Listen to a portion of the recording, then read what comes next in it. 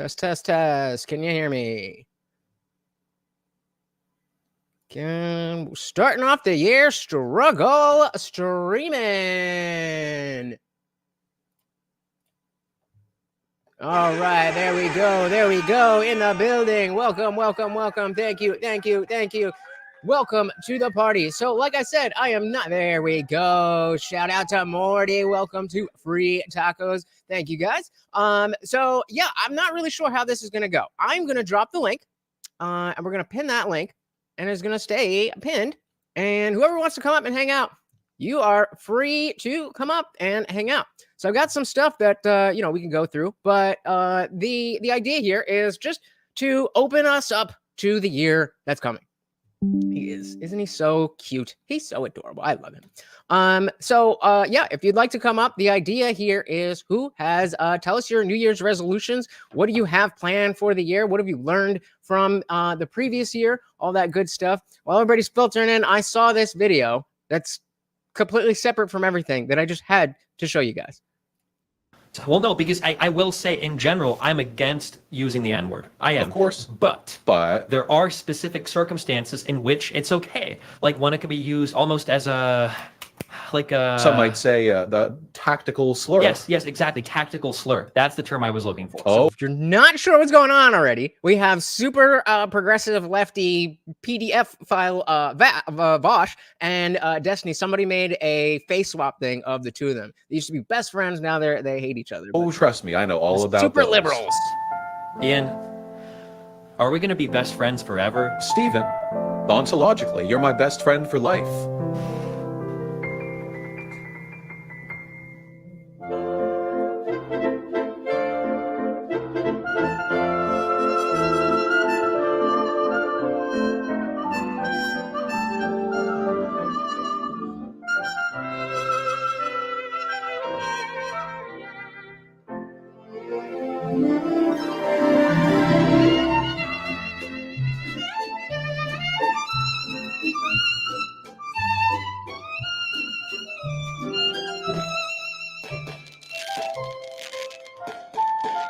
See, they're celebrating just like we're celebrating.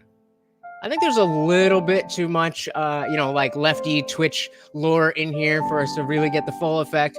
But we don't have to go through the whole thing. I just wanted to show you a little bit. Because, if you don't know, they're both, like I said, the biggest liberal progressive streamers. And they used to be like best friends. And now they hate each other.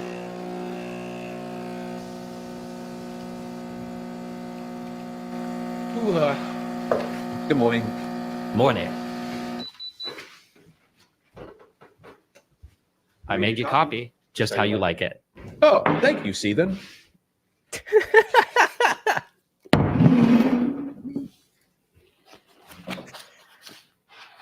I'm excited for our reservations tonight. Me too. We're just going to bundle up a little bit because it's going to be chilly. Ah, well, finally, an actual reason for you to wear those gloves of yours.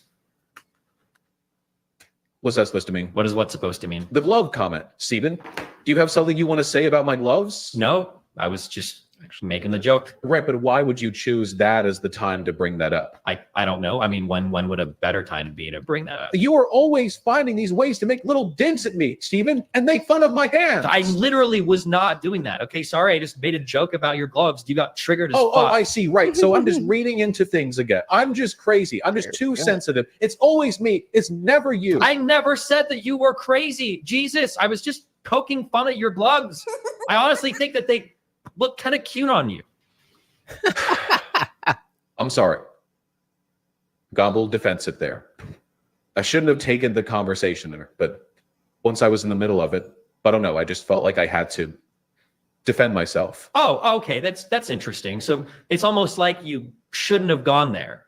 But once you were there, you acted in self-defense? Steven, we are not going there. We're not doing this right now. We are going there. We are not rehashing the Kyle Rittenhouse debate. It was self-defense. Oh Ian. my God. He crossed state lines. Oh, he crossed state lines. 20 miles into a neighboring city. Yeah, to what? Play white nationalist militia boy? I should defend property that the police fucking wouldn't. What, property is not worth more than human life, Steven. Oh, okay. So we should just let thieves infinitely aggress upon people and steal their shit then? In some cases, yes. And he didn't go there just to defend property. He went there to kill people. He did go there to defend property. And once he was there, he was attacked with potentially lethal force. Oh my and God, he defended himself. Even if that were true, which it's not, but even if it was, how can you not see the poisonous effect that has on the broader discourse? Well, maybe if your conception of the broader discourse is threatened by out of the trope, Well, there it you're on is. the wrong side of the issue. But this, All right, so I'm gonna, especially if you're not too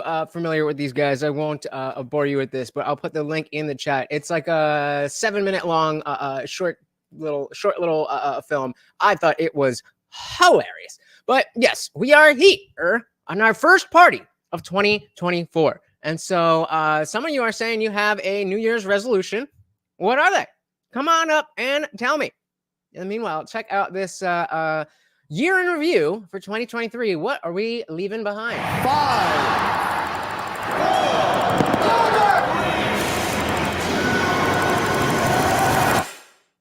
Hi, Barbie. So it'll be interesting to see. This one is from Vox. So it'll be interesting to see how Vox recaps the year versus somebody else.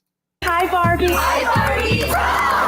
The president has just signed a bill that will end the national emergency declared during the pandemic. Taylor Swift and Beyonce's shows are giving the U.S. economy an actual boost. Here we come. Woo-hoo!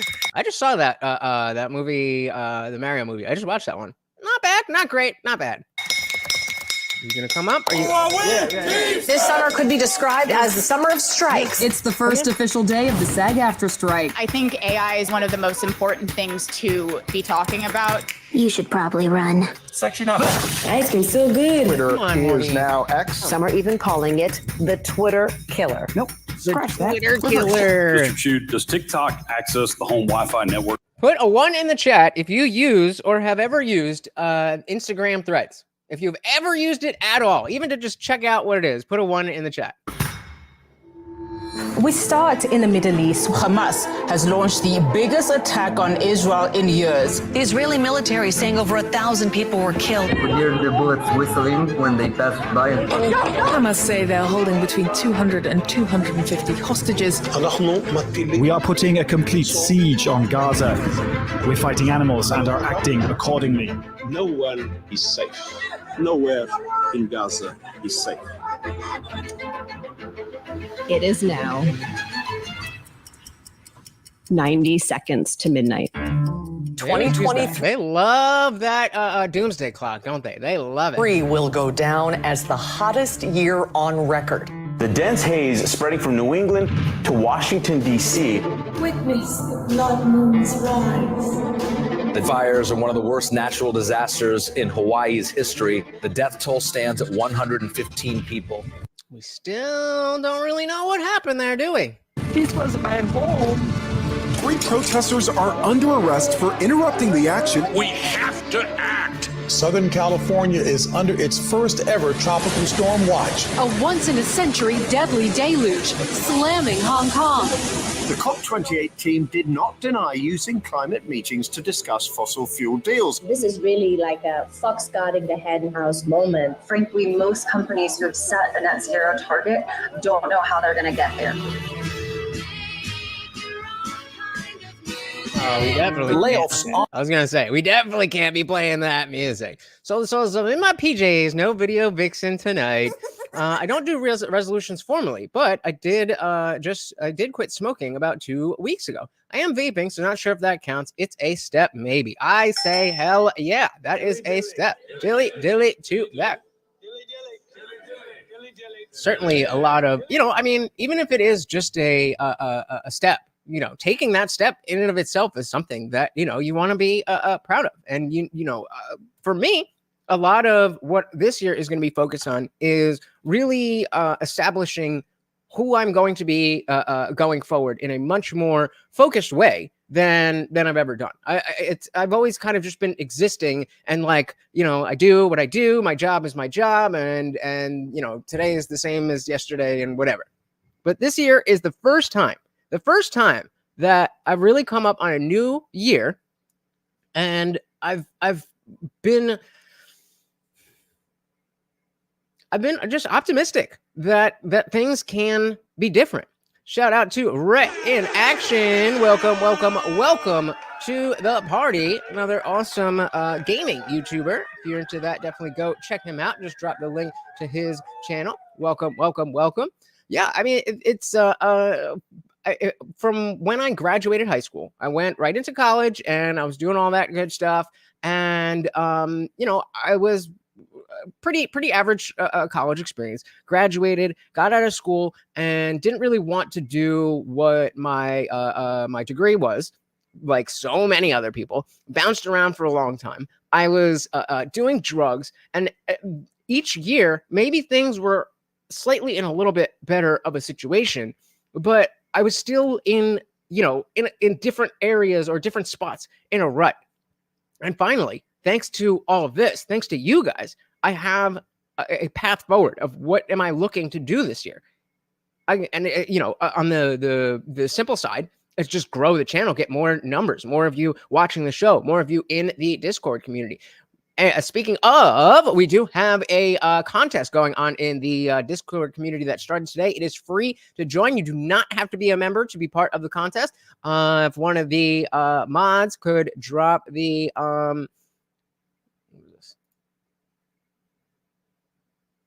yeah, we're not doing that. If one of the mods could drop the link to the Discord, it is again free to join. Rep, yeah, make sure you're only dropping links if we're going to be using them. Thank you. Yeah, positive momentum. That's all it's about. If you don't have that, then that's the hardest part, is getting that positive momentum started. In my personal opinion, I think that's the hardest part. Once you've got that momentum, that's what momentum is. It keeps you moving. What is it? An object in motion stays in motion. It's when you're sitting around and you know that things have to change, but you don't have it, and you don't do it. Are sweeping corporate America. I got laid off 2 days ago. My government will continue to take action to bring down inflation. Ease the cost of right. Nice crown. Bombastic side eye. A group of orcas appear to be attacking and even sinking some boats. Racing against time to find that missing submersible. $250,000 a ticket. Shout out, call yours over on IG. He now faces more than 100 years in prison. First Republic is now the third major bank to fail since March. Rupert Murdoch is to step back. And will hand over the reins to his son. I'm the youngest boy! The New York Republican is now the sixth lawmaker to ever be expelled from the House. The entire country has been bullying me just because I'm a proud gay thief. The House has been paralyzed without a speaker for nearly 3 weeks. This is embarrassing. There have been concerns for months about Senator Feinstein's health. Look at the candles on that cake. This is the oldest man alive. Straight up. It really is. Yeah, shout out to Car Yours over on Instagram. A long time. No, oh, well, that's not how that works. Well, I was trying to do that, but StreamYard doesn't bring the comments over. But one of my college friends, good to see you, man. Apparently doing your own podcast. We should definitely hook up and make some content sometime. Happy New Year. Oh, the freeze. Remember me and Melted My Media did that video on the freeze. Surrender. Okay, that is a picture of him surrendering to Georgia authorities, though, right? So yes, just getting up and started is the hardest part. Once you're up and going, you instantly feel better or more productive. That's how it is for me, anyhow. Yep. Or it says, Border, sir, is everything working? Driver, oh shit, the controller ran out of batteries. What? I don't care about politics, bruh. So when The U.S. linked the balloon to a vast Chinese military surveillance program. Oh, they hit it! Do you believe our government has made contact with intelligent extraterrestrials? Something I can't discuss in public setting. And I remember that. But it always seems to be the year that we're finally gonna get the files from the CIA. We're finally gonna get contact. We're finally gonna do this. We're finally gonna do that. I don't think they're ever gonna show us what they really know. Now, NASA's first mission to deliver the largest sample collected from an asteroid to Earth. Yeah. Flames and plumes of smoke lit up the sky in East Ohio after a train derailed the deadliest earthquake that. So I would have thought that they would have done this in a more chronological type of thing. Like, hey, remember this from January? Remember this? And they're kind of just flashing a bunch of stuff. But I guess we'll finish that up, and then I have one from ABC. We'll see. And again, I want to compare how these companies are framing the year that just happened, because we definitely want to know how they're framing the year that is coming up. Poor Ohio, indeed. Biden will get there eventually, right? Morocco has suffered in more than 100 years. The number of people killed in earthquakes in Turkey and Syria has risen to nearly 50,000. 2 dams and 4 bridges collapsed. India's deadliest train crash in decades. It has been 1 year since Russia began its full-scale invasion of Ukraine. If Russia stops... I was hoping to use it more of like, oh yeah, let's talk about this, and then we move on to the next thing, and then, oh yeah, let's talk about that. And then that's what I get for not watching the videos before... fighting and leaves Ukraine, the war ends. If Ukraine stops fighting, Ukraine ends. Fighting intensifies between Sudan's armed forces and the rebel rapid support. I mean, like, this is just a bunch of stuff that happened, which is great, but... So let's see if ABC's year in review is a little bit more conducive to what we trying to do here. Support forces. What happened? It's therefore with great hope that I declare COVID-19 over as a global health emergency. That's a good way to start. All right. Well, the number of COVID deaths hitting a record low. I just feel like I'm getting my life back. We may have just seen the busiest travel day since before COVID. Pandemic era benefits vanishing with the end of the public health emergency. This was the first year. This was the first year that we had the holidays, and we did not have Anthony Fauci. I was going to say doctor, but you don't get that from me.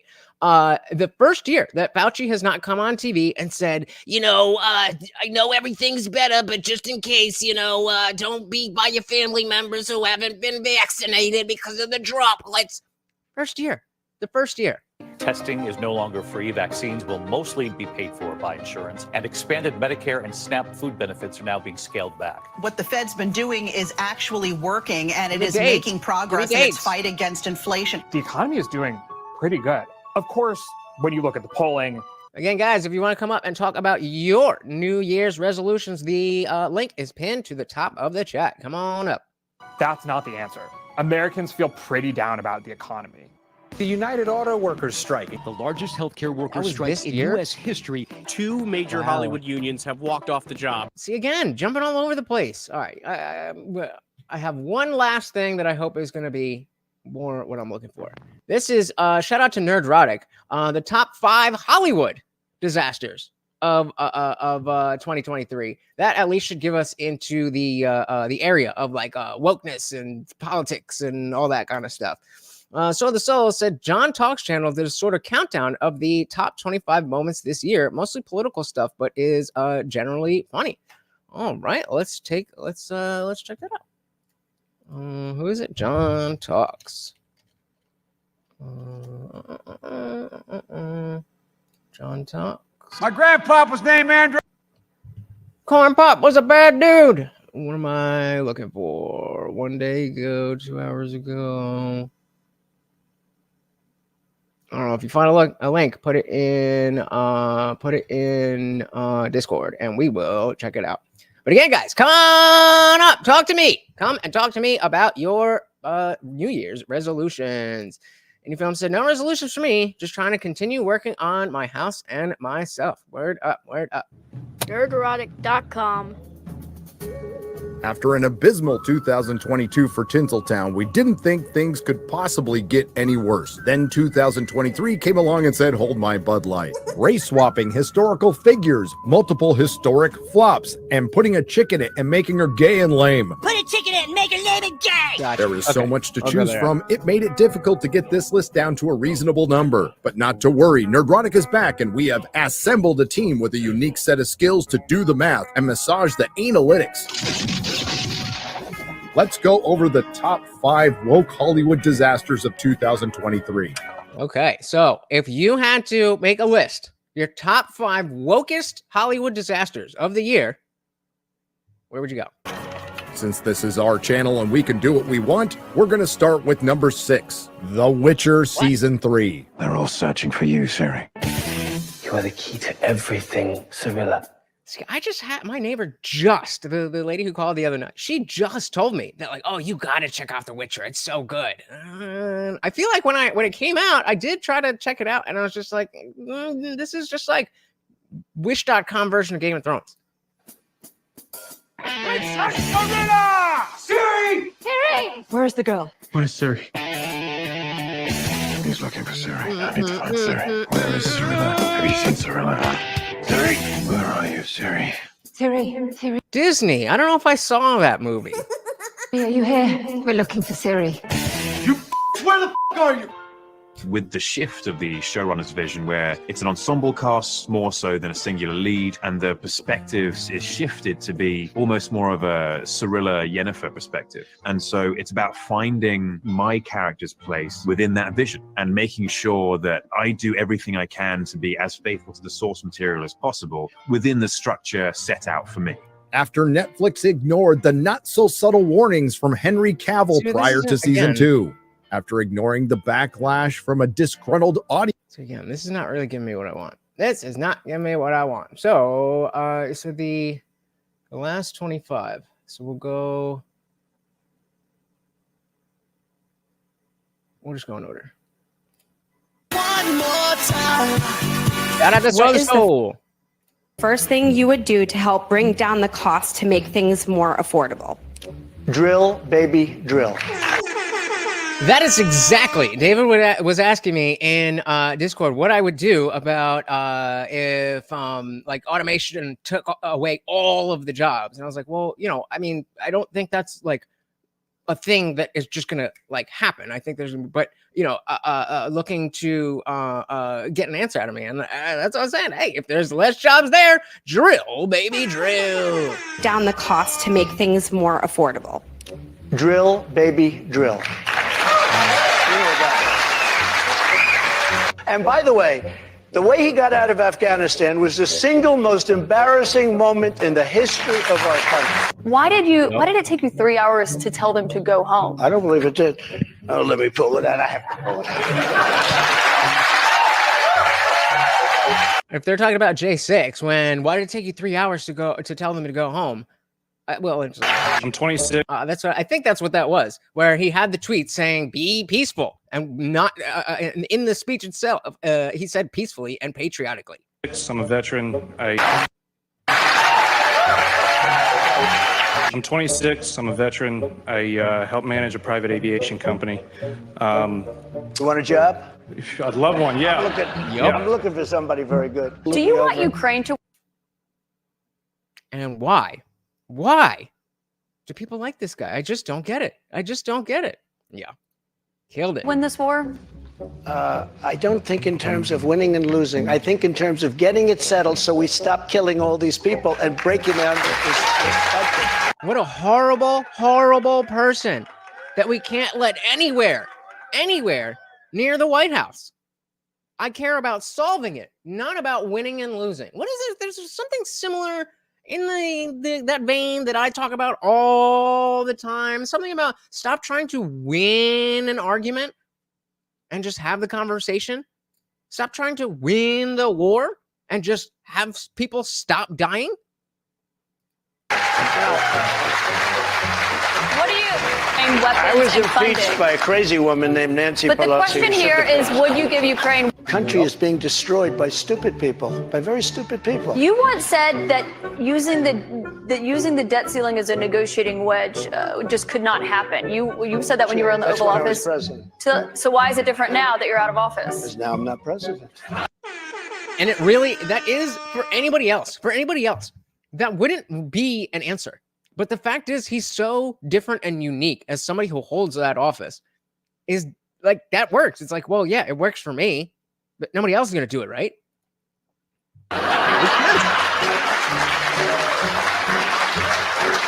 Are you ready? Can I talk? Yeah, what's you the mind? answer? Do you mind? I would like for you to answer the question. Okay, it's very simple to answer. That's why I asked it. It's very simple to. You're a nasty person, I'll tell you. Yes.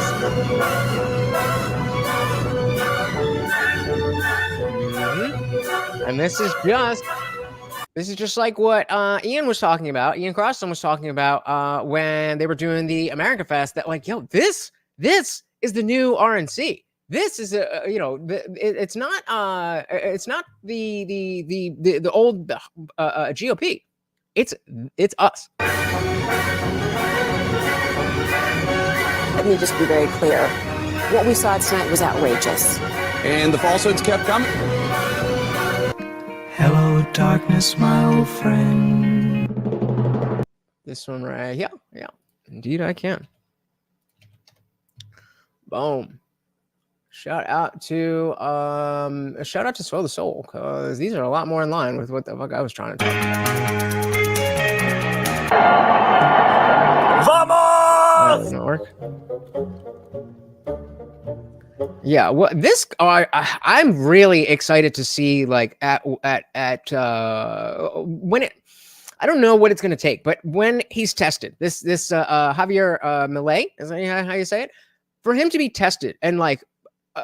There's certain times when it was cool that like I was never Trumper at the beginning, but a shout out to Set Me on Fire for a 20. Welcome to the party. Good to see you, brother. Yeah, even as a never Trumper, there was still a point at which I expected Trump to just fail and be like, see, this is why we couldn't, we didn't want him. And when that didn't really happen, then that was a very confidence building thing. And so this Javier guy, he's saying all the right things. And you could have, this actually applies to Vivek Ramaswamy as well. They're saying all the right things, but I'm waiting for the moment where their principles are tested. And I haven't seen it yet, and I don't necessarily know what it would look like, but I definitely want to see it. Yeah, he seems genuinely based so far. Same with Vivek. But it's easy to seem based when you're just saying stuff, right? I love how you use the same song. Perfect song. Let's dance. ¡Zurdos, hijos de puta, tiemblen! ¡La libertad avanza! ¡Viva la libertad, carajo! Hail freedom! ¡Vamos! Biden people out here like, hail Hydra. Hijo y deporte, afuera. Ministerio de Ministry of Culture, afuera. Out. Ministry of Environmental Sustainable Development, afuera. Out. Ministerio de las Mujeres y Género y Diversidad, afuera. That's what we need. Ministerio de Obras Públicas, afuera. And that's the difference between somebody like Vivek and somebody like Trump. At least from where we are right now, is that Trump is going to be the perfect. Oh, perfect. Who remembers when we were talking about the difference vis-a-vis Patrick Bet-David, the difference between an alpha president or a trailblazer president and a flag carrier president? I think so you weren't there. Basically, Ron DeSantis was on PBD, and PBD was asking him, do you think that, he was saying, I think there's two types of president, an alpha president and a flag carrier president. And they're both different, but they're both important. Do you think you are a flag carrier president, Ron DeSantis, or are you an alpha? And of course, he gave a wishy-washy answer. He's like, well, I'm both because no, which was the wrong way to answer that question as a politician, because clearly, he is the flag carrier. We have the trailblazer to go in and do more like what Trump did. Shake things up and make sure that there's not such a strong status quo, so that politics can happen. People can suggest things. People can pass things. Politics can happen. Then when that happens, then you want some more stability in building. And so you want one, maybe two flag carrier presidents to come in. Trump did, the bull in the China shop thing. Now we need somebody to come in who's going to be in that same, mentality, but maybe has a little bit more precision. And I think that right what we're seeing here is like boom, boom, boom, boom, boom. Yes, Trump would agree with all those things, but would he be the one to say we need to get rid of him? I don't know. It was, I believe he did close down like 9 out of 12 departments. That's what we need. That's what we need. So said, Ron defensive. I just can't help myself. Yep. Yeah, it's looking good. Looking good. Technology and innovation out. Labor out. Education. Indoctrination. There you go. There you go. The know-how to just be like, okay, well, yes, education in and of itself is a good thing, but the ministry of education is indoctrination. I like this guy, but again, this can go very badly if when he's tested he goes buck wild. If he keeps himself under control when it counts, then that's a very different story. But we haven't seen that yet, so I don't know. This is what we need in America.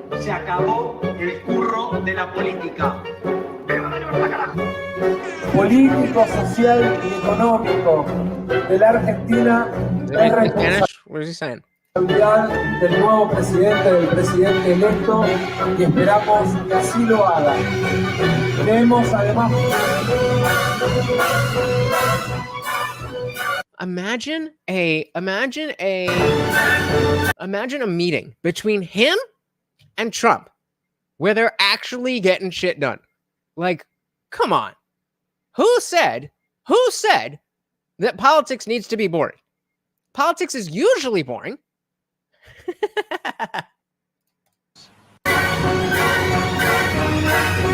That was awesome.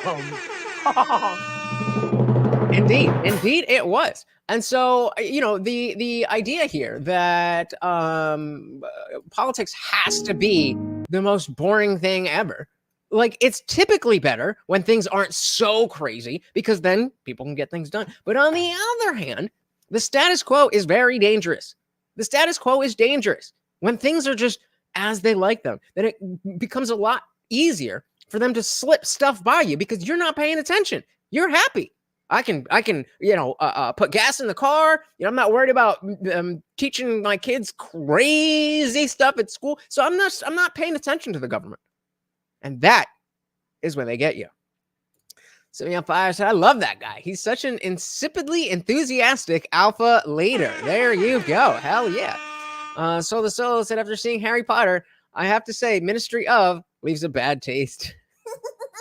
Shout out to Virgil. Happy New Year. From where? Manchester, England. Welcome to the party. And thank you for the like. If everybody, I don't even need to ask you guys. Thank you so much, guys. All right. Meanwhile, at CNN has barred its New Year's Eve host from getting sloshed. What? Viewers turning into what? Oh, is this from when? Who was it when there was somebody who was like wasted on screen with Anderson Cooper? And is that what they're talking about? Viewers tuning in to watch Anderson Cooper download and get drunk on Saturday will be sorely disappointed.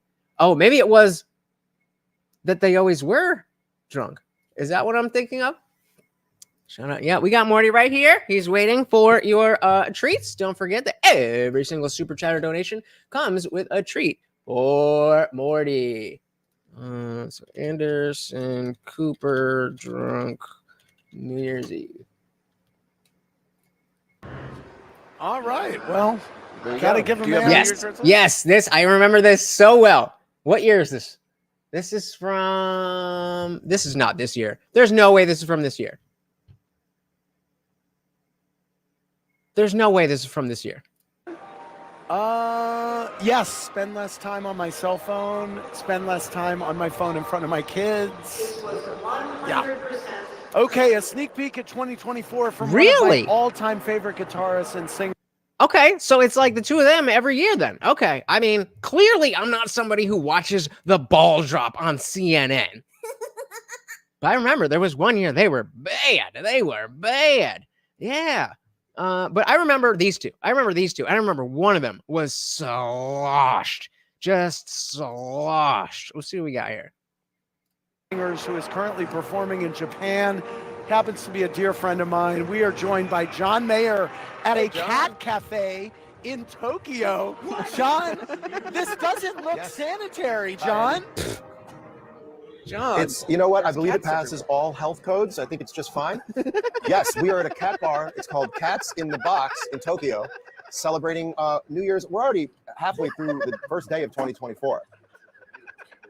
John, I'm here with Shin and 5 other proprietors of the bar. We want you to talk to me about this bar. You're in the bar, and there are cats everywhere. They are licking each other. There are cats. Yes. Yes, this is this is a place you can come, enjoy a drink or two, and talk to cats.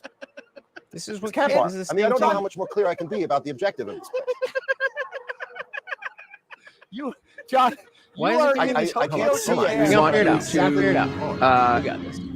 Well, I brought shots. We're gonna have some shots. All right, we're going back 2019. Are you guys ready to party? That's what I'm saying. They're getting in. Everything's a drinking game. Take a shot when I say the. What is the most popular? I did not know that the news stations were like this. I did not know that Fox News, that CNN was getting down like this. God damn. Shout out to Zippy the Strange. Welcome to the party. I was trying to look for this. And it is nowhere. 75 Santa saw an X the ball drop on CNN yesterday. Had a pretty not safe for work live scene that kids shouldn't have been exposed to. What are you talking about? Because I was talking about, I heard that there was an explosion and the actual ball in Times Square exploded, and they just showed some other thing on TV, but I couldn't find anything. I could not find anything on that. Virgil said, I got thrown out of the pub tonight. You need to consider the birds in Manchester, England are cold and the beer is hot. Shout out to that. All right, let's see. Popular drink you're seeing people drink tonight? Vodka sodas. Vodka sodas, wow. Drink. Isn't that what they say? Shaky. Made likey. Come on, Bert. There's Don. Bacon old fashioned. Yes, absolutely. Is that New Orleans style or what? A lot of New York housewives. I had no idea. I mean, these were, I definitely, like, I guess, like, by the time I was in high school. So before the time you're going and hanging out with your friends for New Year's Eve, I remember this type of stuff being on wherever I was with my parents for New Year's Eve. But I don't remember this amount. What did it work up to this in the last however many years? Because I'm telling you, in 2000, it was not like this. I love this town.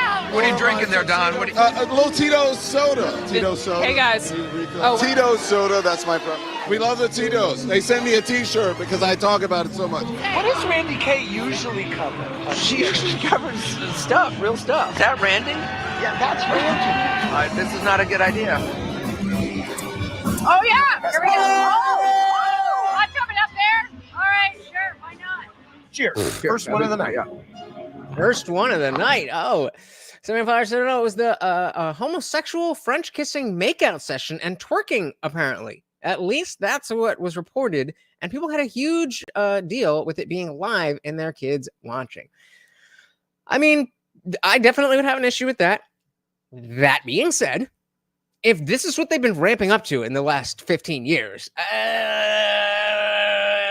I mean, maybe the line about everything's a drinking game. Drink when I say the. Maybe the news isn't for kids like that. I don't know. I'm just blown away here. Delicious. I feel better already. Anderson. And see, that's why I recognize these two guys together, because I couldn't even tell you the name of the other. Made me promise not to complain about the weather because. It didn't seem like he was complaining about the weather. But whoever that other guy is, I have no idea. I could not tell you his name. If you told me his name, I probably would not recognize it. But I can remember that scene of the two of them standing there getting drunk. And it was definitely, it was a story, because it wasn't always that they were getting that wasted. But I guess, like, once they started, they're like, fuck it. I guess this is how we roll. Like, well, we know that. But they act like it is. You know what? Everybody here seems to be having a great. Yeah, like who is this? I want to say Andy. Andy something? Anybody? Time. He's not a big drinker. You know what? You know what? I think it was 2019. That felt good. That weird sound is coming back to me. I think that's what it was. I just need to sit down. Oh my God, we talking about the weather. The way you are holding it, it is dripping down my back. Is that true? Yeah. Oh, I apologize. That's what he said. Ha ha ha ha ha ha. One more time. One more time. It's dripping down. I need to sit down. Oh my God, we talking about the weather. The way you are holding it, it is dripping down my back. Is that true? Yeah. Oh, I apologize. Marlon Brando. My mom hooked up with him. No, I know who Anderson Cooper is. Who is this dude? This dude. She did? With hot Marlon Brando, not like Apocalypse Now Marlon Brando. David Letterman lives a sordid life. There's only like 5 people. Yeah. I'm sensing. So nobody has a New Year's resolution. The link is pinned to the chat, guys. Come on up and talk to me about what you plan to do for this year. We could just watch this stuff, but nobody. So Guillermo, what color underwear are you wearing? What is your commando? TMI done. I feel like you might get very emo. I feel like you might try to kiss me. I actually am not planning on that. To tell you the truth. Do we get to drink now? We get to drink, but we have to send it to Chris first. Oh, I want to drink. that was his mom. That was his mom hooked up with. Oh my god. Oh my god. Oh dear Lord. Is this from? No. That. Go back to Johnny Boy. Is that what he said? His mom hooked up with Marlon Brando, and she was like, "No, a young Marlon Brando, not Apocalypse Now Marlon Brando." Okay. Virgil said, "Wow, my great grandfather, sister-in-law." What? Listen, guys. So my only resolution is to kick off my lethargy. Lethargy or lethargy? I know you're lethargic. I don't know, but. Cheers to that. Semi Fires at CNN gone wild. It's better than Girls Gone Wild. I said shit. Dilly to that. All right, what do we got? So that's where that's coming. That's where that was coming from. Yeah. Andy, I knew it. Andy Cohen, I knew it. Don't let them tell you. Don't let them tell you that cannabis ruins your memory. I had no fucking clue who that was. And what did I say? It feels like an Andy. Sometimes you just know things. Yeah. Here we go. Here we go. Oh. Good, right? All right, they're good, right? Same ones, though. Okay. All right. 1 hour later. Happy New Meanwhile, in Europe,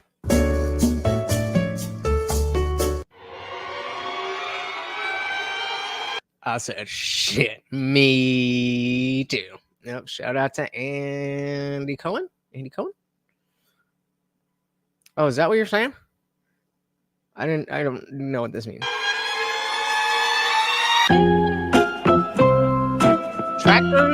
Tractors roll into Brussels in farmer protest over plans to limit nitrogen emissions. Did not hear about this. Put one in the chat if you heard about this. Almost 3,000 tractors?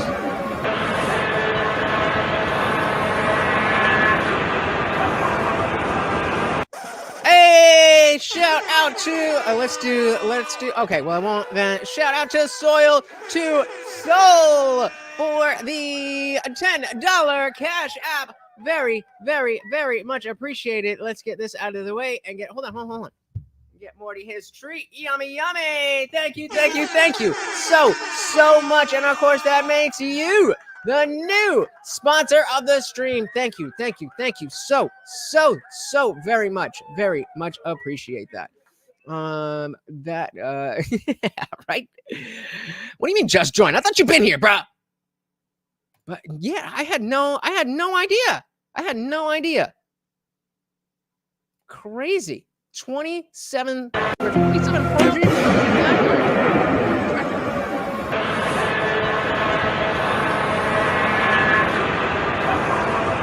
was this? Ça va être bon pour rentrer. I'm in charge. Do you feel in charge?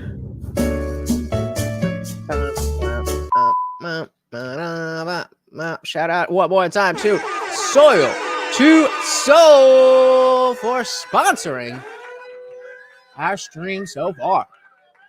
Feel free to outsponsor.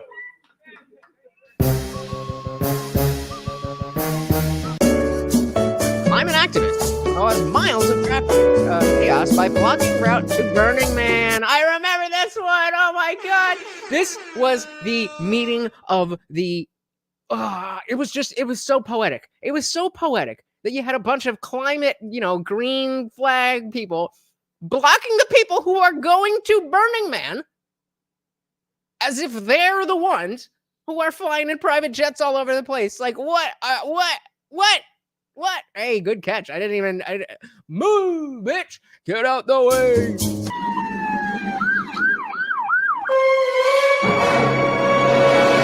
Get off the highway. Wow. So India and France had farmer revolts. Part of the WF trying to control farming. Crazy. When?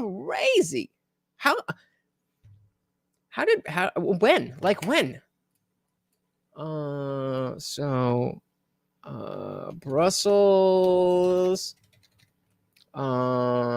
tractor protest. Politico. Let's do Crisis 24. I don't know what Crisis 24 is, but if I don't know it, then it's probably better than mainstream.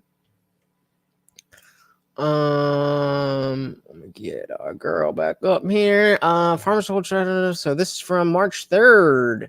Farmers affiliated with several organizations, including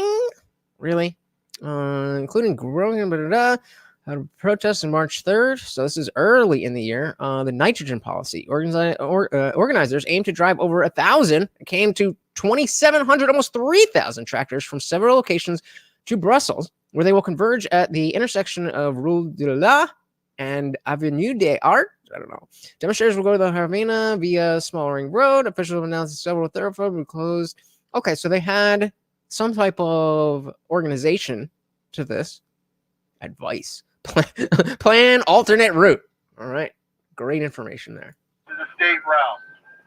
Everybody will be arrested if not. Yep.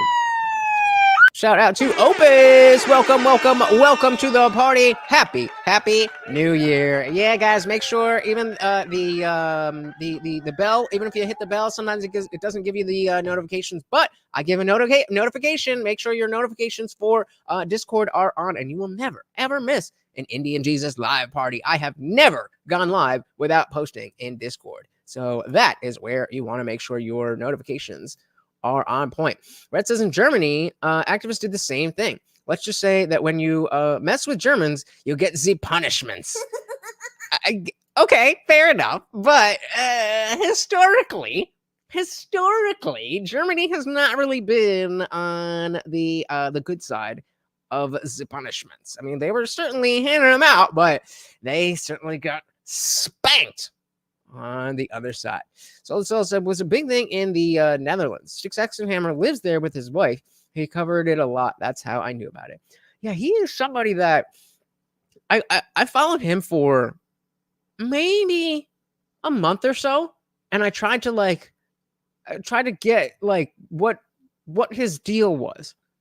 And on the one hand, it's good that you can't just put somebody in a box, but it was confusing enough that 10 votes, 50-50 on whether or not we have a New Year's resolution. But he's just a little it's not wishy-washy. I just couldn't get an idea of what, do you know what I mean? Where he stands. Sometimes you'd have something to say that would be too liberal for me, and then sometimes you'd say something that way outside of the box, and I'm just I don't know if I need to hedge. For instance, when I watch Destiny, I understand. Okay, he's more of a progressive guy, but he's pretty base and he's pretty honest. So I can just kind of listen to him and take him at face value, understanding that it's a progressive saying it. When I watch Tim Pool, then okay, I can understand that he's a former liberal who's kind of disaffected and definitely more in conservative side, and a little bit of a doomer. So I can understand the biases. It was very hard, which again is not a bad thing, but it's very hard for me to understand where his biases lie, and it made me uncomfortable because I'm like, I should be able to put my finger on what's going on here. Yet it seems like whether it's me or whether it's him, I don't know. I don't like it. Opus said, I've been following this farmer situation.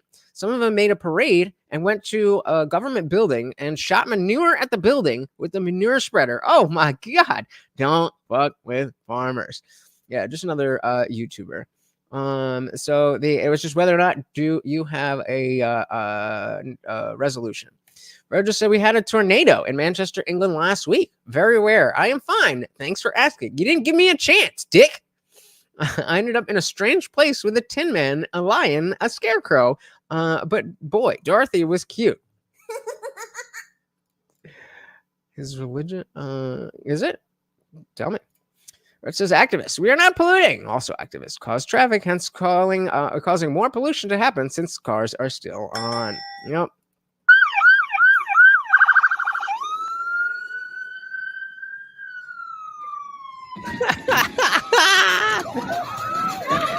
I love how this one's like holding it, like when the truck comes by, like you're gonna hold it. Like, where is she? Over here. She's like, no, I'll stop you. No, ma'am, that's a truck. The more you f around, the more you're gonna find out. So the soul said he is a niche person, somewhat. Let me get this here.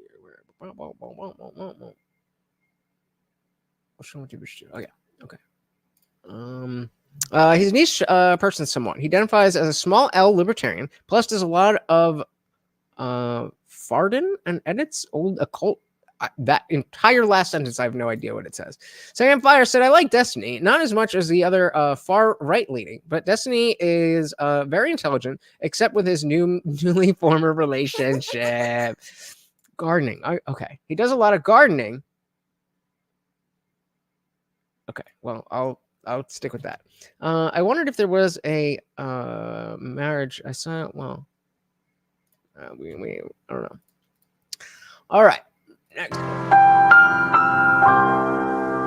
Honorable mention. Think about who's moderating this debate. This should be Tucker Carlson, Joe Rogan, and Elon Musk. We'd have 10 times the viewership, asking questions that GOP primary voters actually care about and bringing more people into our party. That is why when Ian at AmericaFest was able to say, well, this is the new RNC. This should be the RNC. Because they were all rallying around ideas like just what he said. Whereas here, he's the odd man out. He's the odd man out. Hey, we got Stephanie Miller in the building. Welcome, welcome, welcome to the party. Long time no see you. Hope you had an amazing, amazing holiday season. Welcome, welcome, welcome. Red said also about the German thing. The government didn't do the punishments. It was the civilians. They got so annoyed that they got out of their cars and dragged the activists off the road. Amazing. You think the Democrats, and we've got Kristen Welker here, do you think the Democrats would actually hire Greg Gutfeld to host a Democratic debate? They wouldn't do it. And so the fact of the matter is, I mean, because they're smart in that way. I don't know why there's this desire to fit in with the establishment when clearly the party isn't that. If you want a Nikki Haley, if you want a Chris Christie, sure, you can cozy up to the mainstream media. If we're going for a Trump or a Vivek, you're not in the club. You're not in the club. So stop trying. Set Me on Fire said Vivek had some really amazing moments recently and always blows anyone that opposes him out of the water with his words. Yep, exactly. Kristen, I'm going to use this time because this is actually about you in the media and the corrupt media establishment. Ask you, the Trump-Russia collusion hoax that you pushed on this network for years, was that real or was that Hillary Clinton made up disinformation? Answer the question. Go. Boom. We asked the questions here, sir. It's like, okay, well, now I just asked a question. Are you going to answer it? Oh, no, you can. Oh, okay.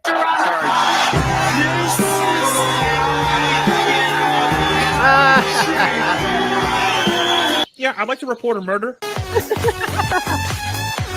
Let's go. Beautiful, beautiful. Let it ride. Shout out again to Soil of the Soul for getting a little bit more of what I thought I already had for you.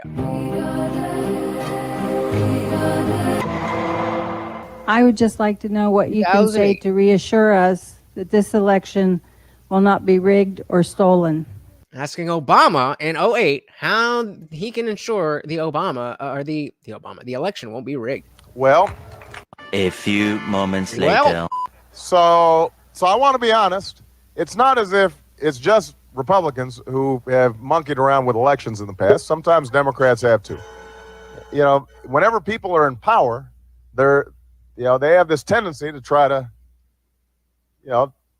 tilt things in their direction. Republicans who have monkeyed around with elections in the past. Sometimes Democrats have too.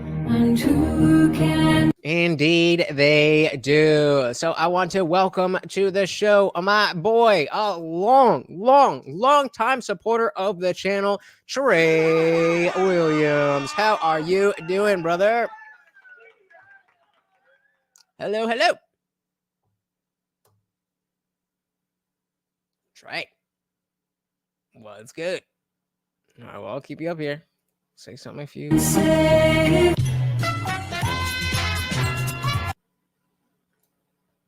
Oh no, these two again. I'm going to rant. You hit I'm going to rant. Victory lap dance. After 4 years of the crappiest term. This is the one I remember for sure. The mayor of New York. The only thing that Democrats and Republicans can agree on is what a horrible mayor he has been. So, sayonara, sucker. Wow. Yeah, try it. Just let me know if you're good in the private chat here. 2022. It's a new year. Because guess what? I have a feeling I'm going to be standing right here next year. And you know what? This has to be the one. This has to be the one. Anyone says the RNC doesn't want to win. They want to keep the status quo where they can keep on extracting wealth from the American people and putting it in their own pockets. Yep. I mean, what else? What other conclusion could you come to? What other conclusion could you come to? What other conclusion can you come to? Samuel Fire said, I'd vote for Vivek if I thought he'd have the majority vote in the primary, but I know he won't, probably not until 2028. And that's cool. I think the fact that he is, setting the groundwork now for 2028 is great, especially if he is going to be the VP.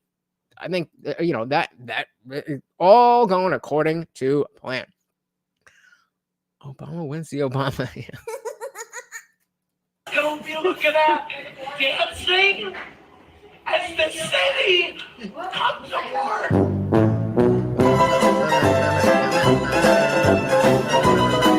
Sayonara, sucker.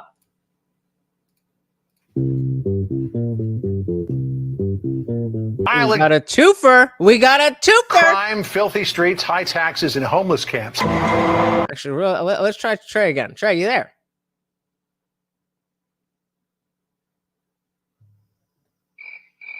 Trey Williams. Oh man. All right, we tried. Now they've lost population 3 years in a row, and experts are predicting a fourth. And the people that are leaving now tend to be on the liberal side and high-income earners. Everybody moved, and it was because of all of these things. And it didn't feel like things were being managed. In addition to record murders, Portland has also set new records for car theft with 11,000, vandalism. Wow, hold on. Look at this chart. Portland has also set new records for car. What? So total auto thefts in Portland per year. Okay, and it goes back to my entire life. Goes back to 1989. So this is car thefts in Portland over my lifetime. We see the spike in the early 90s. And then, of course, everything's going down. We bottom out 2009, 2008, a little bit of bump, but, right in here. 2008 to 2013. And then boom. I wonder if there was something that happened somewhere around 2016 that changed, how things were working out. Hey, shout out to Zippy the Strange. Oh my goodness. Oh my God. With five gifted memberships, said, let's start the year off right. And of course, that gets a treat for Morty. Thank you so much for co-sponsoring the stream. Very, very, very much appreciated. Shout out to the lead attorney who was gifted a membership, lurking in the chat over there. Ayush, Jerry, Darren, Chris, and anybody else. If you were gifted a membership, make sure you join the Discord. If you could drop the link to the Discord, make sure you join. You now have access to the full thing, including the after party that starts right after this. Thank you so much, sir. Very, very, very much appreciated. But yeah, I mean, god damn. And you could see, it's Trump, George Floyd. Trump, George Floyd. That's it. It said in the Midwest, you can't earn certain Kias because they're too easy to steal. That is hilarious. Shout out to TLA. Would not be who I am without that man. His course, everything. Shout out to the lead attorney. Theft with 11,000, vandalism with property damage. Well, let's look at vandalism just from 2017. So, okay, that's perfect. We were just talking about Trump. So this would be the right after the Trump got into office. Pretty standard. And then George Floyd. And it goes off. Damage of $19 million. Walmart is closing its only 2 stores in Portland this month.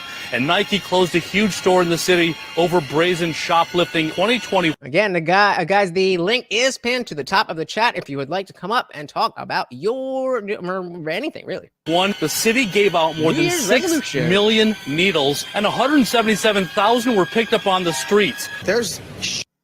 Hold up. Oh, hell no.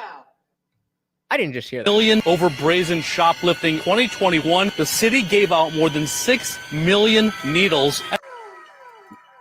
Oh shit. 6 million needles? I wonder. With all these needles being passed out, must mean that drugs are over, right? Must mean that Portland is so clean that was a good idea, right? Let's hear from our boy, Everett Fisher. Welcome. Thought you put your channel name in there, but welcome to the party. Hello. How you doing, brother? I'm doing good. Wow, I'm on stream. Indeed, you are. So, did you have any New Year's resolutions? Yeah, I actually have. My New Year's resolution was to just stop getting in Game Jolt drama all the freaking time. Okay, fair enough. Basically, there's a website on Game Jolt that I use for like other stuff other than YouTube. Mainly memes, but that stuff. And I got in like a huge drama because I made a joke and someone basically said, "Hey, you can't say that. That's very phobic." So after that, we just kept arguing for like over an hour. And and after a while, I'm just done fighting. I'm just like, please stop fighting. I don't want to keep fighting. And they're like, no, I want to keep fighting. And yeah, it's too easy. It's too easy to get caught up in the whatever it is, just social media in general. They're very good at bringing you in, and I think that's a good goal.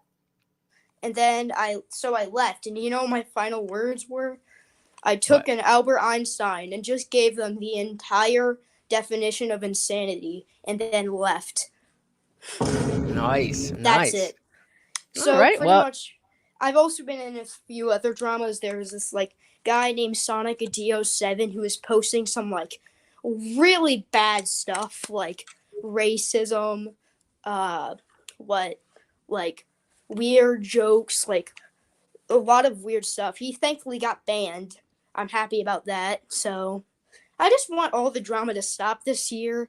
But by the looks of it, that probably won't ever happen. So Probably not. Yeah, that is something I think you're gonna have to do on your own. But I think that's a great goal. I think that at any age, it's not good for us to be stuck in these mindsets of caring so much about what random people, like, you don't even know who this person is. It could be some fat old dude. It could be some loser, and yet because it's just a name, it somehow it grabs onto us. So I think that is a great goal. Before I let you go, do you want to let the people know where they can find you? I have a channel called Rhett in Action, RHETT in Action. Yeah. Beautiful. It's not exactly an entirely gaming channel, I would say. I'd say there's some stuff gaming related. My content is varied. It can be like a video essay or like, there's nothing that's just a pure gaming video. I usually do a lot of editing. And to be honest, it just cracks down on me, Another one of my resolutions is to just try to get up my video per year, because this year, I barely had like any videos that went over 10 minutes, if any at all. So I just want to try to make better videos that are longer, but then again, that probably wouldn't help with trying to get more videos over time, because well, hey man, the best advice I ever got was just keep posting videos. The only way to get better at posting videos and get better videos is posting those videos. Thank you so much for coming up to share with us. And guys, definitely go check out his channel. And Happy New Year, brother. Yep. Happy New Year. Take care. All right, Trey, let's try this again. Can we hear you? Yeah. I don't know. Hey, what's good? What's good? Welcome. I think my phone was trying to get used to my new Wi-Fi. I don't know what's going on. Gotcha. So any New Year's resolutions? The main thing is to get a new career. Like, I'm kind of over my career that I'm in now. Right now I do diesel mechanics, and I'm just pretty over it. And it just eats up all my time. Because one of my other resolutions is to be a more present dad instead of just being there financially. Because like my son, he didn't even want to come over this winter break because he was like, "Yo, you work too much." Yeah, we were talking about that in Discord. And so, do you know what you would want to do instead of what you're doing now? I was thinking IT. I also thought about going back to cooking. The only reason why I don't want to go back to cooking is because I do not want to work night shifts. So you could, I mean, yeah. I was gonna say like prep stuff, but that's like low tier. You ain't no prep. Oh no, you want to be top chef. I was about to say I haven't done prep cook since like 2012. So what about like you're out? They got like brunch spots around you, like in the city nearby. Yeah. That would be because then you got to go in early, but you go in and you get chef cook it. You done by 3 p.m. Yeah, that's actually not a bad idea. I didn't think about that. There you go. Let's go. The main thing I wanted was one, because like my work schedule right now is I work 12 days and then I take 2 off. Damn. So yeah, and 7 to 7, so 7 a.m. to 7 p.m. That's long hours. Yeah, that shit is like mentally wore on me. And I think like the final nail in the coffin was, like I said, we was talking to my son, and he was just like, yeah, nah, I'm gonna chill this winter break instead, because like you're never at the house, and when you are there, you're ready to go to bed. Yeah. So yeah. And I mean, that was kind of like the final nail in the coffin, where it's like, yeah, I'm definitely ready to try something different. Priorities, right? And Yeah. I definitely understand that because as you guys know, my dad is a doctor, so he was always working a lot when I was a kid. And I mean, obviously he was there, obviously he was providing. And but even though the money was there, that there's no replacement for time with your parents as a child. There's just nothing that can replace that. All the money in the world can't replace that. And so I think Yeah. that's Yeah, and that's what a I'm very learning. strong thing that we all are always constantly trying to move things in the right direction, but pointing out bigger things that it's like, all right, I really got to tackle this. To be able to see that is a powerful thing. So knowing where you want to take the year is a strong start. Yeah, I mean, honestly, it sent me into a depression because like any break is like our time together. Like he's 10 now, so every summer break, winter break, whatever, any day he had more than 2 days out of school, he spent that with me, and it felt weird to him be like, nah, I'm not coming. And I'm like, well, you're 10, you're getting to that age where you rather kick it with friends than like your dad. But he was like, nah, like you ain't never there. So that was the difference where it was like to hear my son be like, yo, you're never at the house. So I'd rather just be at the house with my mom. Yeah. Was when I was like, all right, some shit's gotta change. And I mean, no shade on that, right? I'm like, that's fair enough. And Any Film said, I believe that on your deathbed, you won't look back and think you should have spent more time at work. It will be more time with the kids. Bingo. Yep. Yeah. So that's been my deciding factor as to wanting a new career. And just, I know we've talked about it in Discord, but like me having brain surgery and just all the things that happened in 2023 where it was like any moment I could have died or just like, so just spending more time with my kids just became like the main thing I wanted to do. Beautiful, man. Beautiful. I love that. Set me on fire, saying I'm in the same boat. Changing up my job in the restaurant business and moving to an actual career with 401k, benefits, and retirement plan. I'm on night shift constantly. So I definitely feel you. Yeah. I mean, just not being, having I've always been in that, not corporate time. And theoretically, it should work. There's enough people that don't work, 9 to 5, but still do normal stuff, especially with the internet, that it shouldn't be so disruptive, but somehow it still is. And it's like you need to be awake and aware at 9 a.m. and I cannot do that. Well, see, I'm a morning person, so I'm up by 6 o'clock. Hell no. Like I don't even need my alarm to go off anymore, and I'm up by at least 6:30 at the latest.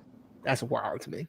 I wish I could do that, but I just, from an entire life of working, like you said, working in restaurants, working late, being someone who's partying and getting fucked up, and I'm hungover the next day, and I mean, even though I'm not, partying like I used to, it's just the mentality of like morning is for chilling. We getting stuff done at night.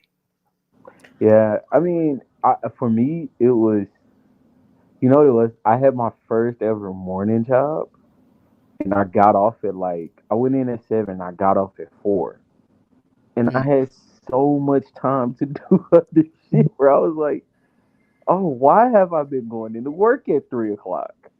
Well, the thing that happens with me though, is that if I get out at 4 o'clock, like the day is done. Once I get home, I'm done. So now I'm just gonna waste the rest of the rest of the evening instead of wasting the afternoon. So I mean, some of us I think are just night people. I think that's how it is. That doesn't change the fact that the world is not for night people. I'm 1,000. Like I don't. It's very rare. Like if I'm on Discord, then I will, but it's very rare I stay up past 10:15. Like I'm like last night, I was asleep by 9:45. I didn't do anything for New. I woke up at 4 a.m. and was like, "Oh shit, it's a new year," and went right back to sleep.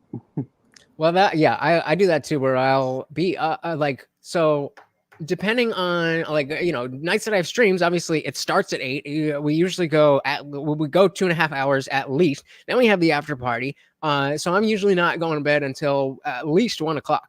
So then the next day, on a Tuesday or Thursday or a weekend, then it's like, well, I could just get some stuff done in the I'll sleep in. Do some editing and stuff, set the video from the night before, like tomorrow's video. Tomorrow's early video is already set. Shout out to the disciples. If you are a disciple, it is out for you now, out for everybody else tomorrow. And then I could just chill. And I think the mentality of being able to chill when other people are, it's like after work and it's like 4 p.m. to 9 p.m. as opposed to chilling from noon until 4 p.m. It should be the same thing, but it's just not. It's just not. I'm with Zippy. My gears do not shift out of park until 30 minutes after I get up. Yep. Yeah. Seems like we're all a little bit like that. Like for me though, like it's just to at least have the option. Like I like to go hoop. So like when I get off work, like the rec, by the time I get to the rec to go hoop, everybody's probably on like the last 2 or 3 games. Where because everybody then got there at like 5:30.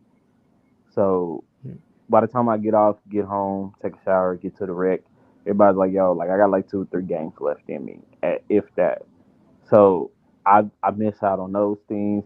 And like I used to coach Little League football, but because of the schedule I have now, I pretty much missed the whole season. Like, and it was just so much stuff that I was getting so much joy out of doing that because of my schedule, I don't even do it no more. I don't even want to do it no more. Like now, I literally come home. The most I do is get on the treadmill and do a 30-minute walk, 30-minute jog, and I'm finna take a shower and go to bed. And like I'm finna get married. Like I need more time to actually be able to do things. Yeah. And that's the other thing too. It's like it would be one thing if I was like out still partying, but it's like I'm not even out partying. Like if I'm not streaming, then I might, like I said, I might get some stuff done during the day and be like, hey, it's 7 p.m. There ain't nothing else to do. Let's knock out. And so I think that it's just a matter of creating the habits and making sure that whatever works for you is working for you. And so I found that for me, I've been telling myself that this thing is my lifestyle, the way that I've been doing things is working for me, and it's working in the sense that I'm not dead, and in the sense that I'm not a drug addict anymore. But in terms of being 34 and being established, some other things need to get in order. But that is why we are here. Somebody on fire said that's another resolution this year, honestly. Transforming myself into a morning person and having the full day ahead, even if working at night, until I find another career. Waking up and working out. Yeah, and it seems like a lot of us are striving towards the same things. It's like we want to be better at the things that we need to be good at. We want to spend more time with the people we love, and we want to find more enjoyment. Stephanie was just talking about COVID and how nothing is open at night around her, and just the like being social in general has very much changed. And I don't know. I think, but I also think it does depend on your social life. Like for you are a party person. Yep. So like I've never been a party. Like I've never been to a club. I've never been to a strip. I've never been to a club. Son. I mean, go once. Like I went to like house parties and shit when I was in college, but like I've never had alcohol. So like a lot of stuff, like for me, like going to go hoop or like we have like real big go-kart tracks out here that it's like the fast ones that go like at least 50, 60 miles. So like we go do shit like that. Like we'll go karting or ATVing in the woods and shit. Like that's like our nightlife for us. So for That's me, Southern Texas shit. yeah. So yeah, like trail rides where like everybody ride their horses and people said nothing in clubs for you. I mean, yeah, maybe not anymore now that we're fucking old, but when you're 21, you're 22, going to the club is a good time. I'm not saying you should live there, but god damn. If anybody is on this channel that is in their 20s, I urge you to go to a flag fraternity party at least one time. Fuck it, go to any fraternity party at this point. Just go to any fraternity party, and you will know if you're a party animal or not. That is that will let you know. Yep, that is a perfect litmus test. That is a perfect litmus test because it's the type of environment where it's loud and there's nothing happening. Like at least at the at the club, there's a focus on like the music and the dance floor, and like there's the it's like, oh, are you getting a drink or are you on the dance floor? But like at a house party, especially the more janky it is, like not necessarily small, but janky. So like I went to the best one. That's what I'm saying. I grew up right, driving distance from Rutgers. So from the time I was 16, I'm going to frat parties. And like, Rutgers is the state, Jersey state school. So it's a school. But it wasn't like there was a lot of money.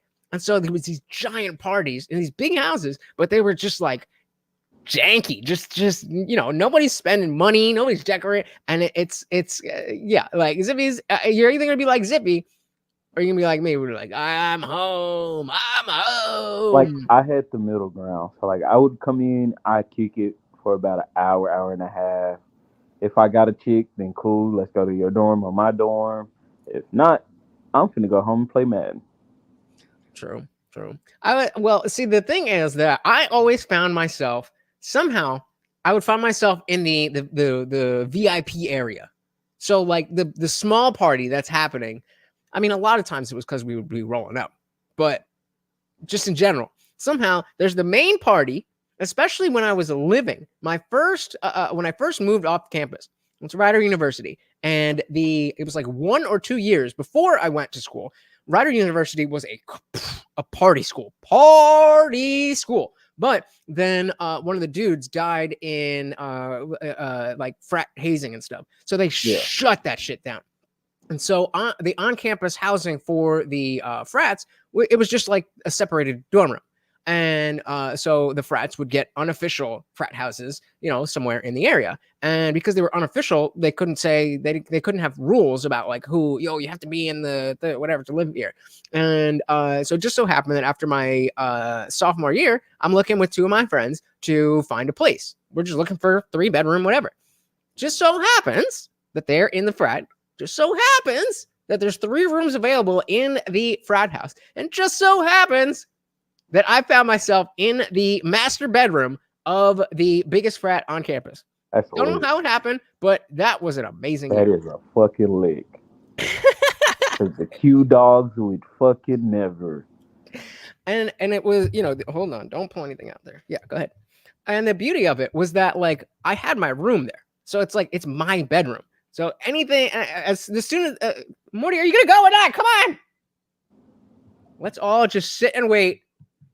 Well, this motherfucker, yeah, like I could, I'd be like, yo, you trying to do whatever?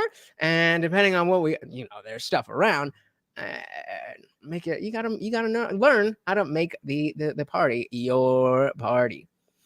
Something on fire said, I'm 40. With the crying emoji. I used all my 20s for partying and drugs, sobered and cleaned myself up in my 30s. I sort of regret spending too much time chilling. It was fun for sure, but I could have been more productive. I said, shit. Me too. Same boat, brother. Same boat. I think everybody, especially men, I think, like, and this is just a personal thought, or at least something that I feel is a good thing. I think 19 to 22 should be your fuck off time. Like, when I say fuck off jobs, fuck off just everything. Because it is that's when you're going to find out, like, okay, these are some of the things I'm into. These are some of the things I'm not into. Like, this is a job. Like, it was one job I wanted to do for the longest. And when I got out of school and actually when I did it, I was like, oh, I fucking hate this. That's how it happens. Yep, same thing. I went through it since I was in 8th grade. I was like, oh, I want to be a therapist. I want to sit and be Dr. Drew and whatever. I'm just going, taking AP courses and going through psychology all through school. And then as soon as I graduate, I get this internship and I'm like, oh, this sucks. I don't want to do this at all. Yeah. So I think those times should be spent just truly, one, releasing your mom's hand or your parents' hands, like, letting that grip go. And then two, just kind of fucking off, falling down, figuring life out a little bit. And then I say like 23 is when you start to cut things off and really start to like transition into trying to become an adult. Yeah, I mean, and I mean, people like me and Set Me on Fire, we took a little extra time there, but if you take that timeline, you'll be fine. Oh, trust me, it took me 3 kids to figure out, like, hey, you should probably get your shit together. Good point. Set Me on Fire said I agree, but find some goals to hit and stick to it. It's all about moderation of time spent. There's got to be a good balance, indeed.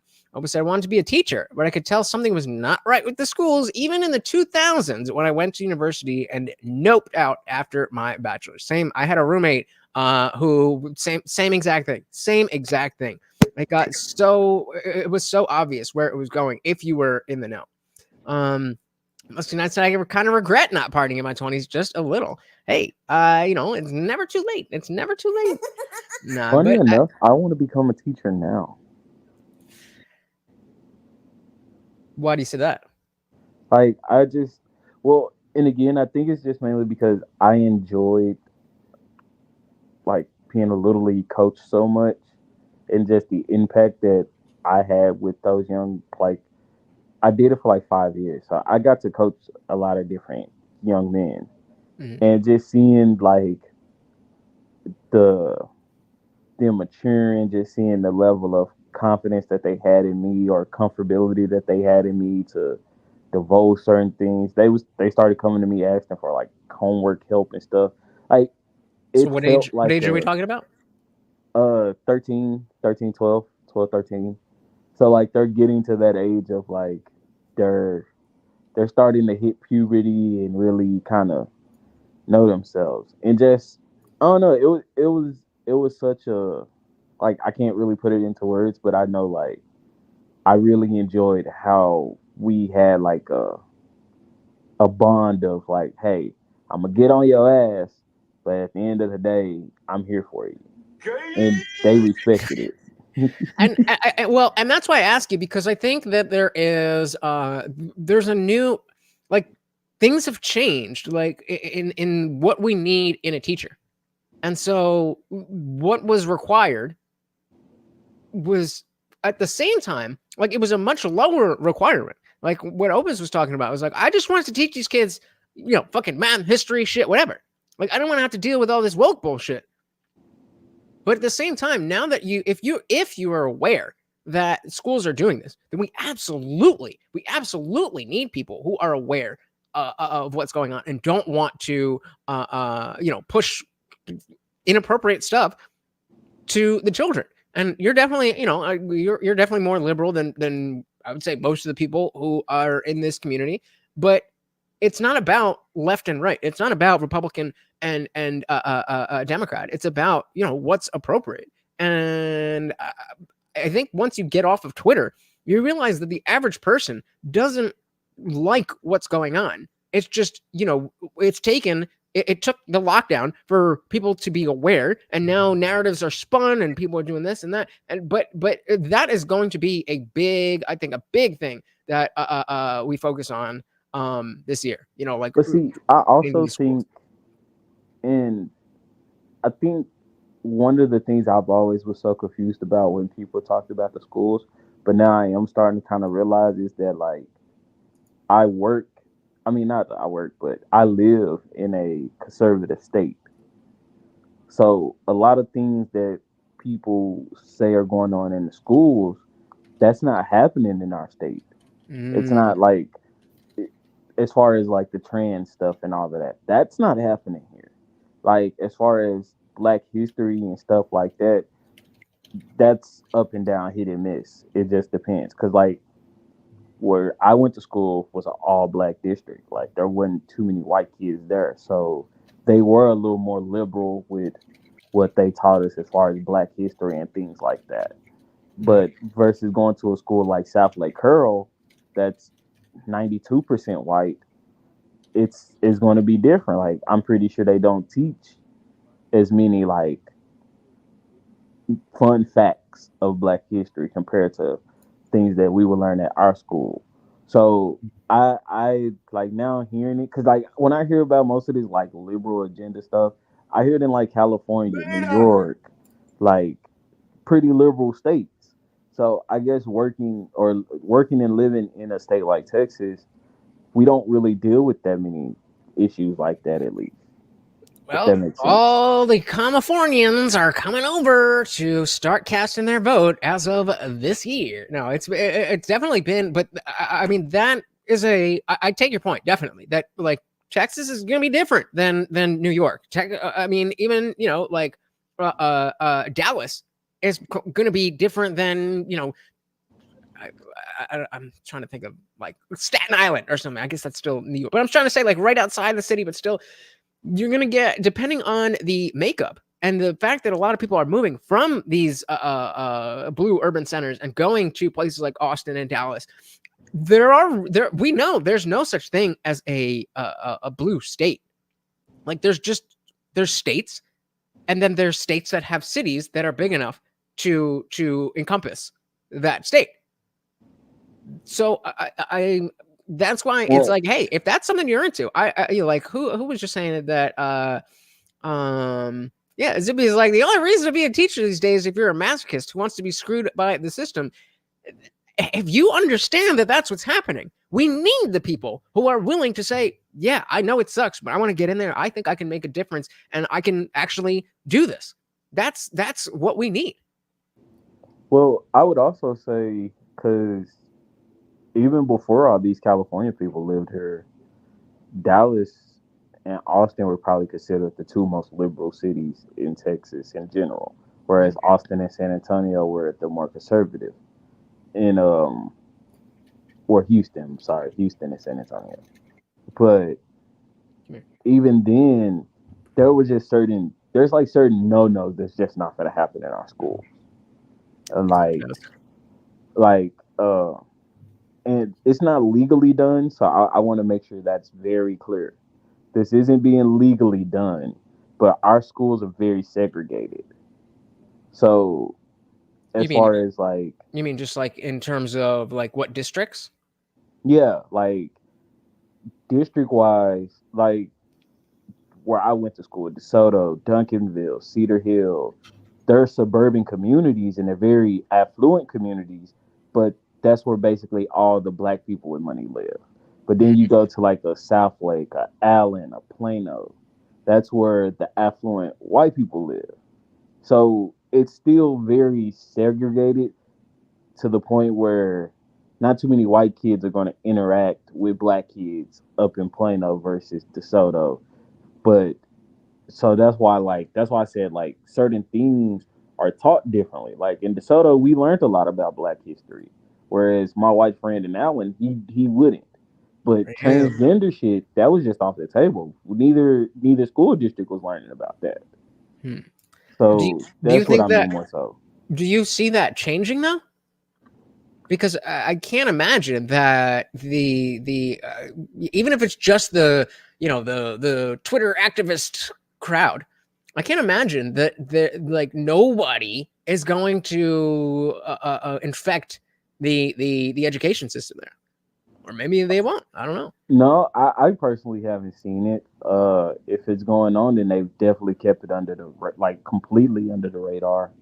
The most you might see is a teacher wearing like a flag shirt, like a pride shirt, but that's about as far as it goes. Definitely thought you said something else, but Like, but as far as like pride flags and shit in the classroom or like curriculum on gay rights, that doesn't, because that would trigger so much shit out here.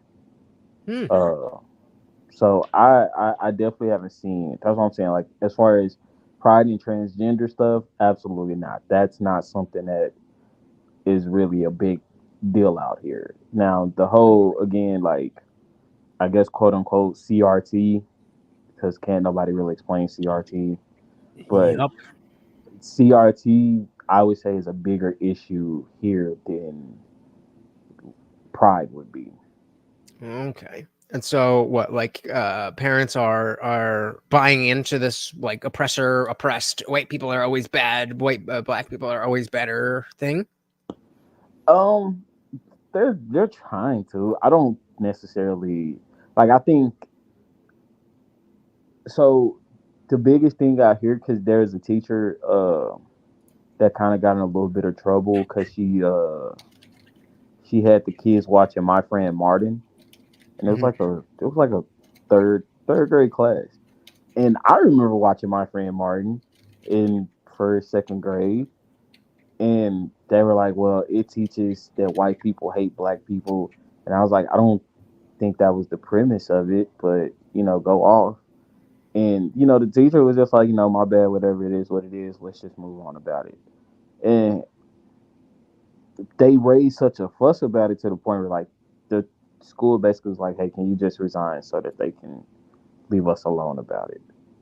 Gotcha. And if you've ever, like, I don't know if they show that up there. Like, My Friend Martin is literally like a little cartoon movie about some kids that somehow stumbled their way into the 1960s, and they were learning about, like, shit that was going on during that time, all the way up to, like, Martin Luther King's death.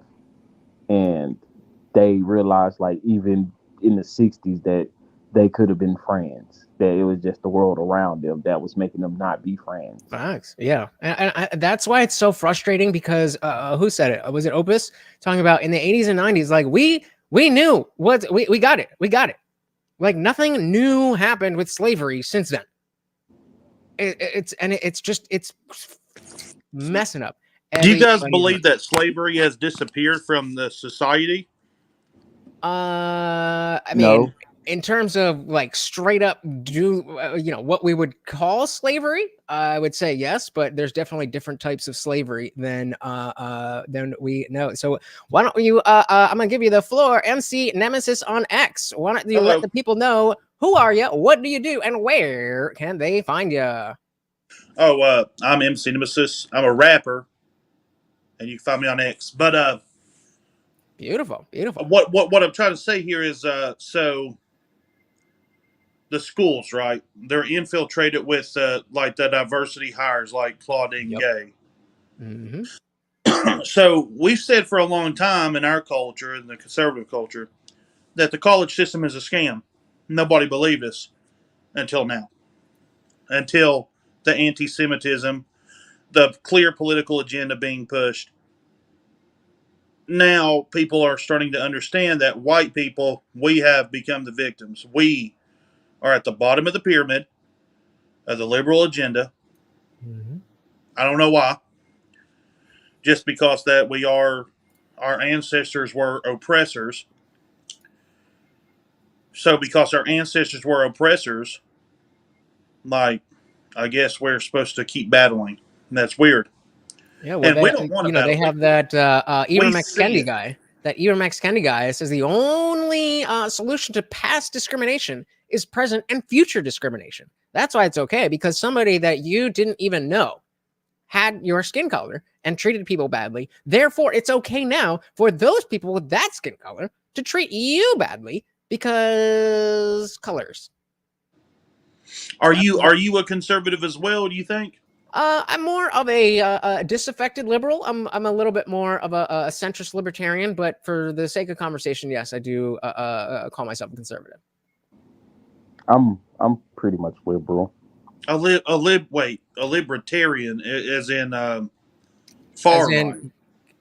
No, as in, so left and like Republican and Democrat are more on like this axis, and so I do lean a little bit more to the right. But libertarian just meaning I don't want I want the minimal amount of government possible.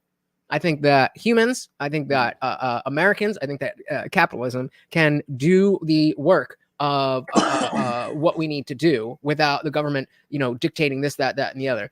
And especially when the government regulations don't try to make a fair market, they just create this crony capitalistic market where the approved companies, Walmart, Meta, Amazon, whatever, they get special treatment, and then any other working person is left to sit and rot.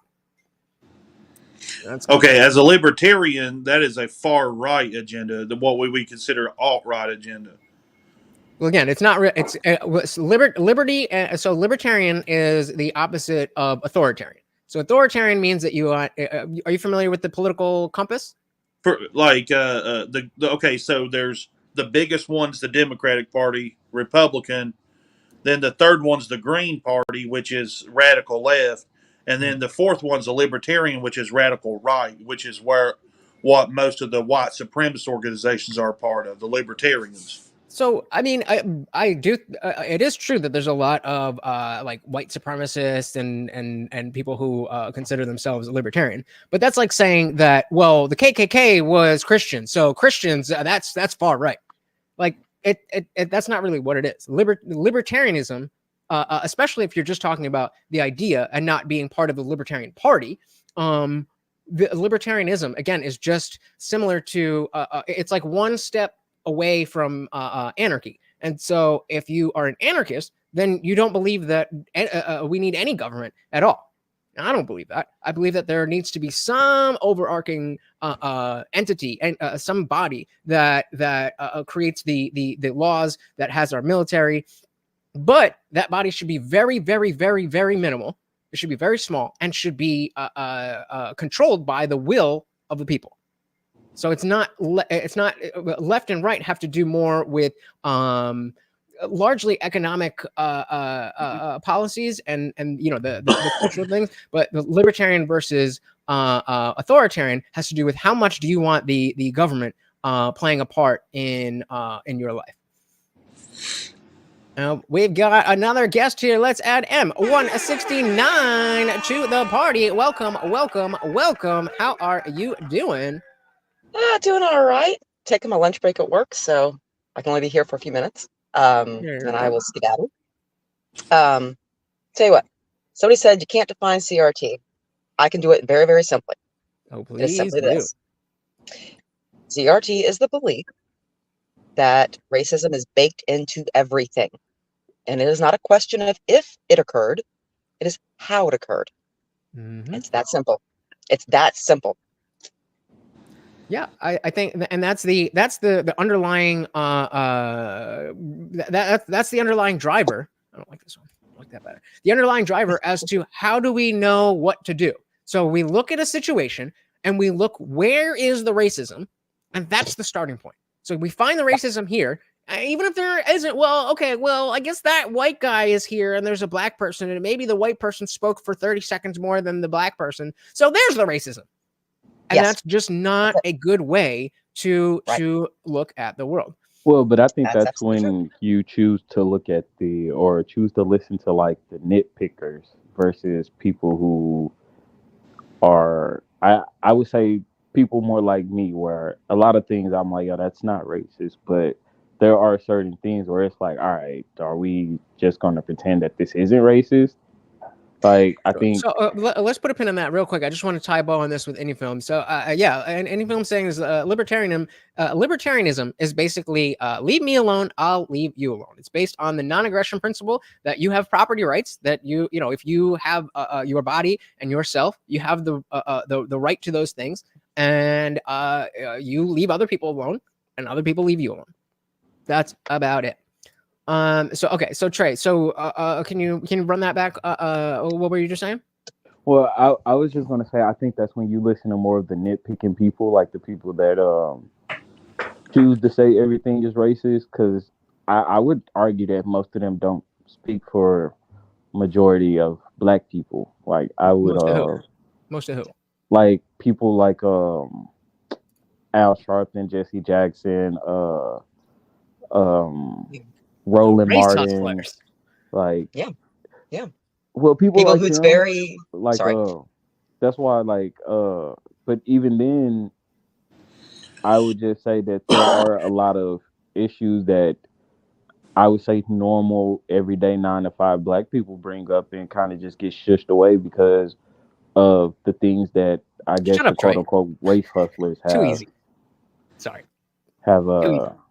just did. Sorry. What, you're saying that people like Al Sharpton and Jesse Jackson, the race hustlers, give a. Are you trying to say that they're giving a perception of black people in general that is inaccurate? Is that what you're trying to get to? I would more so say that they perpetuate grievances that we might have. Where like we might say, "Oh, that's unfair," but not necessarily think that it's racist, and they'll be like, "Nah, that's racist." Yeah. Whereas like, "Nah, I just think that that's unfair." So what do you when you see that, when you see something that's unfair and it's like something that we would all agree is unfair, and then you see somebody like what's his name, Al Sharpton, come in and be like, no, that's because the white man did this. Where does that take your mindset? Shit, you get that bag, like that. Really? That's Because pretty much like I go for it. I would expect for you to be like, yo, chill. Why are you trying to, why you got to make it like that? In the sense that people who are, let's say, not as sensitive to the black experience, put it that way, then those are the people who are going to see Al Sharpton just being a racist, race hustler all over again. Well, so I would more so say that a lot of us just blow, like most of us just blow them off. Like we don't, like we pay them that little of attention that when they get to doing what they're doing, that most of us is just like, oh, that's Al Sharpton. Okay, but what about the white people who are seeing Al Sharpton and thinking like, well, there's another black person. That's how black people are. Well, I mean, I feel like, and I mean, I'll just be that person. I feel like y'all do that regardless. Ooh, like, ooh. Like I feel like how so? Like how so? like we've talked about it. Where like you know, like if a black person complains about something, there's, well, look at this person that's successful, that's black. And then when, you know, you see like a video of black people running out the store with things, it's a referendum on black culture altogether. Like that's just what black culture is. So I feel like that's something that's just done regardless. That's what we're told. That's what we're told. As and I'm not saying, you know, I'm saying we, as those who are not in the black community, we are told that these things are okay because they are part of a problem specifically within the black community. So it is okay. And we're not allowed to speak on it. Right. So and I get away with a little bit more by being brown here, but you know, there's a lot of things where it's like I wouldn't necessarily call it racism, but y'all, and I know not you specifically, but this is the mentality, y'all make it racist. Y'all make it this race versus that race. And so now that's the battle we're having. Like, is this racist? Is this not? Whereas maybe you personally feel like Al Sharpton doesn't represent black people. I would say that, yeah, probably no one black person represents the all black people. But there are people who, number one, think that. And number two, that's what we are told. We are told that black people are a special little group here, just like the transes. They're a special little group, and you can't offend them because if you say this, then they're not going to make it. And you have to treat them all special. But so here's the thing: you can't have your cake and eat it too. You can't want to be special and then be normal when it's convenient for you. Well, but here's the thing. So when there are legit grievances that are called out, there's always a thing where, like, I would say, when the whole like initial wealth gap thing started being talked about, or things like that, the first thing people will say is like, well, look at all the NFL players, they're millionaires. It's like, yeah, but that's a specific talent that got them to their millions. And then Well, no, not a specific talent, a specific set of determinate. Like they have to be determined and hardworking, like a specific set of virtues. well, in talent nonetheless, because at the end of the day, you're not going to make it to the NFL with no talent. I don't give a damn how hard you work. Okay, hold on, wait. I want to make sure I'm understanding what you're saying. So you're saying that when, again, non-black people look at athletes and say, I'm lost. What's the point you're trying to make about? So like what I'm saying, like when people talk about like how we talk about like certain financial issues that are in the black community, the first thing people say is like, well, the system isn't broken. X this in like example this NBA player, example this football player. Whereas like that's a certain talent, that's a certain skill that no matter how hard that person did work to get there, they still had to have that skill or talent to get there. That's not going to be the normal average person. Or if we show a video of motherfuckers doing wild shit, it's like, well, this is what the black community is. So it's one of those things where it's like you're going to find a way to either condemn us through the actions of few, or you're going to find a way to make sure that we are looked at as complaining through the success of few, if that makes sense. I think I understand where you're coming from, Trey. I do. It's two extremes that people are pulling on and pointing to. And the vast majority of the middle are just like, excuse me, hello, we're here. That's not me, and that's not me. Okay, well, Where am I get think my, the culprit, and you know it too, M169. The culprit to this narrative is the media. The media is the one that broadcasts to the black community whenever there's more black on white crime than there is and like the George Floyd case, he wasn't ever killed. Derek Chauvin is innocent. Well, but okay, so I vehemently disagree, but I even take it a step away from that one. No, you don't get to disagree. This is the truth. You don't get to disagree with the truth without being a liar. Well, no, because an independent not a matter of person did an opinion. autopsy as well and came up with a whole It's not a different matter of an conclusion. opinion. A court case is not in a matter of this is how I feel. So Derek if the Chauvin court is innocent. If we're going off the court case, then the court case was he was found guilty.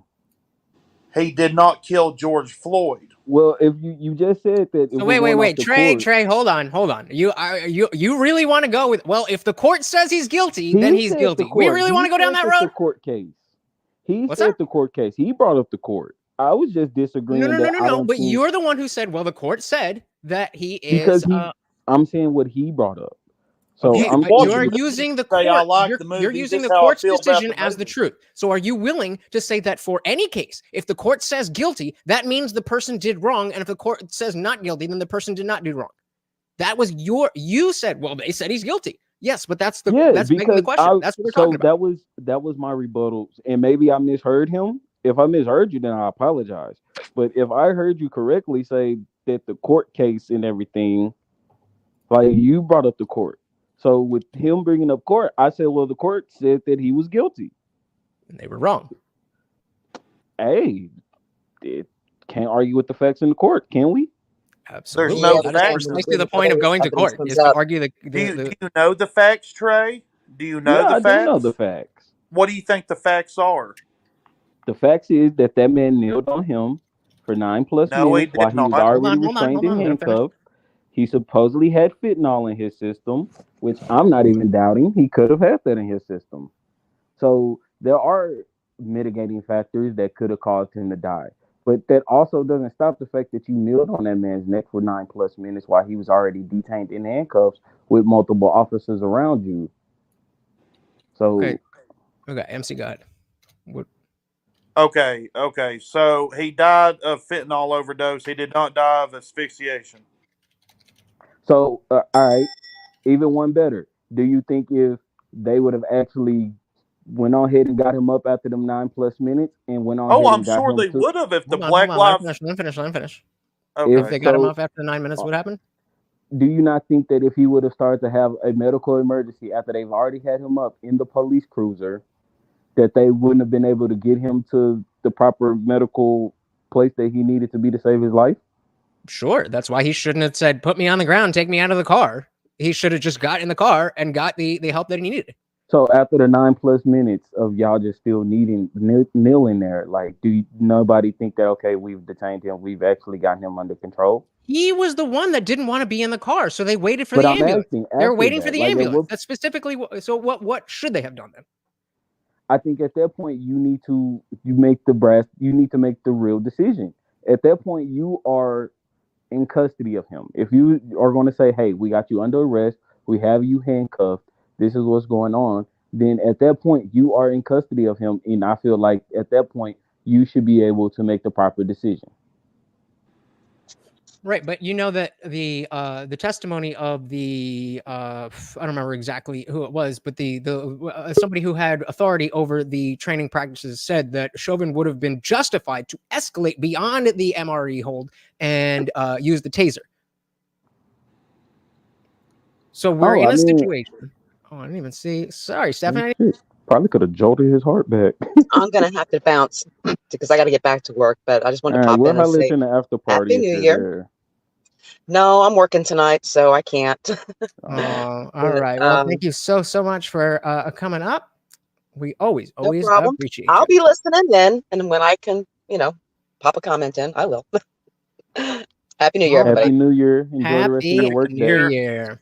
Have a good shift. All right. Well, welcome to Stephanie Miller. Welcome to the party. What have you got to say about all of this? Well, okay. So, and I usually don't do this, I just usually type, but I couldn't type fast enough tonight. But I agree with Trey on a lot of the stuff because, okay, so, I mean, the fentanyl might have killed George Floyd. And if I'm behind a little bit, I'm sorry, but it took me a minute getting on here. But the fentanyl may have been a part, but that cop had something to do with it too. That man should not have been a cop. He should be in jail. George Floyd should be in a cell right beside him. As far as I'm concerned, neither one of them should be walking the streets. That cop had no reason to lean on him, but I don't think absolutely did. That's incorrect. I don't believe that is it was incorrect. a race issue. That is incorrect. That is incorrect. No. According to the manual, it said specifically do exactly what he did. If you have an issue, it's done, which I do as well. I was very upset when I first saw the cell phone footage and we didn't get the body cam footage. I didn't know that he had drugs in his system, and I just see a dude kneeling on him when we didn't do anything. Yeah. Oh, that's an emotional thing. But then we look at the facts. We look at the medical report. No, I know what you're saying, but listen, I worked as a prison. We know that he had coke. I mean, weed, whatever. But he had that, all that in system. Plus, we have on video that he was swallowing pills. There was more pills in the car. So we know the reason that he was so freaking out. Number one, it's what he does when he gets arrested. Or what he did when he got arrested, because the footage from earlier arrest, the exact same thing. Call him, I can't breathe. Call him for mama. The same shit. So if it was the case that you don't like what happened, then what your issue is with the what is it? Baltimore? Is it Baltimore? Whatever. No, it's Minnesota. Minnesota. Whatever. Minnesota police manual.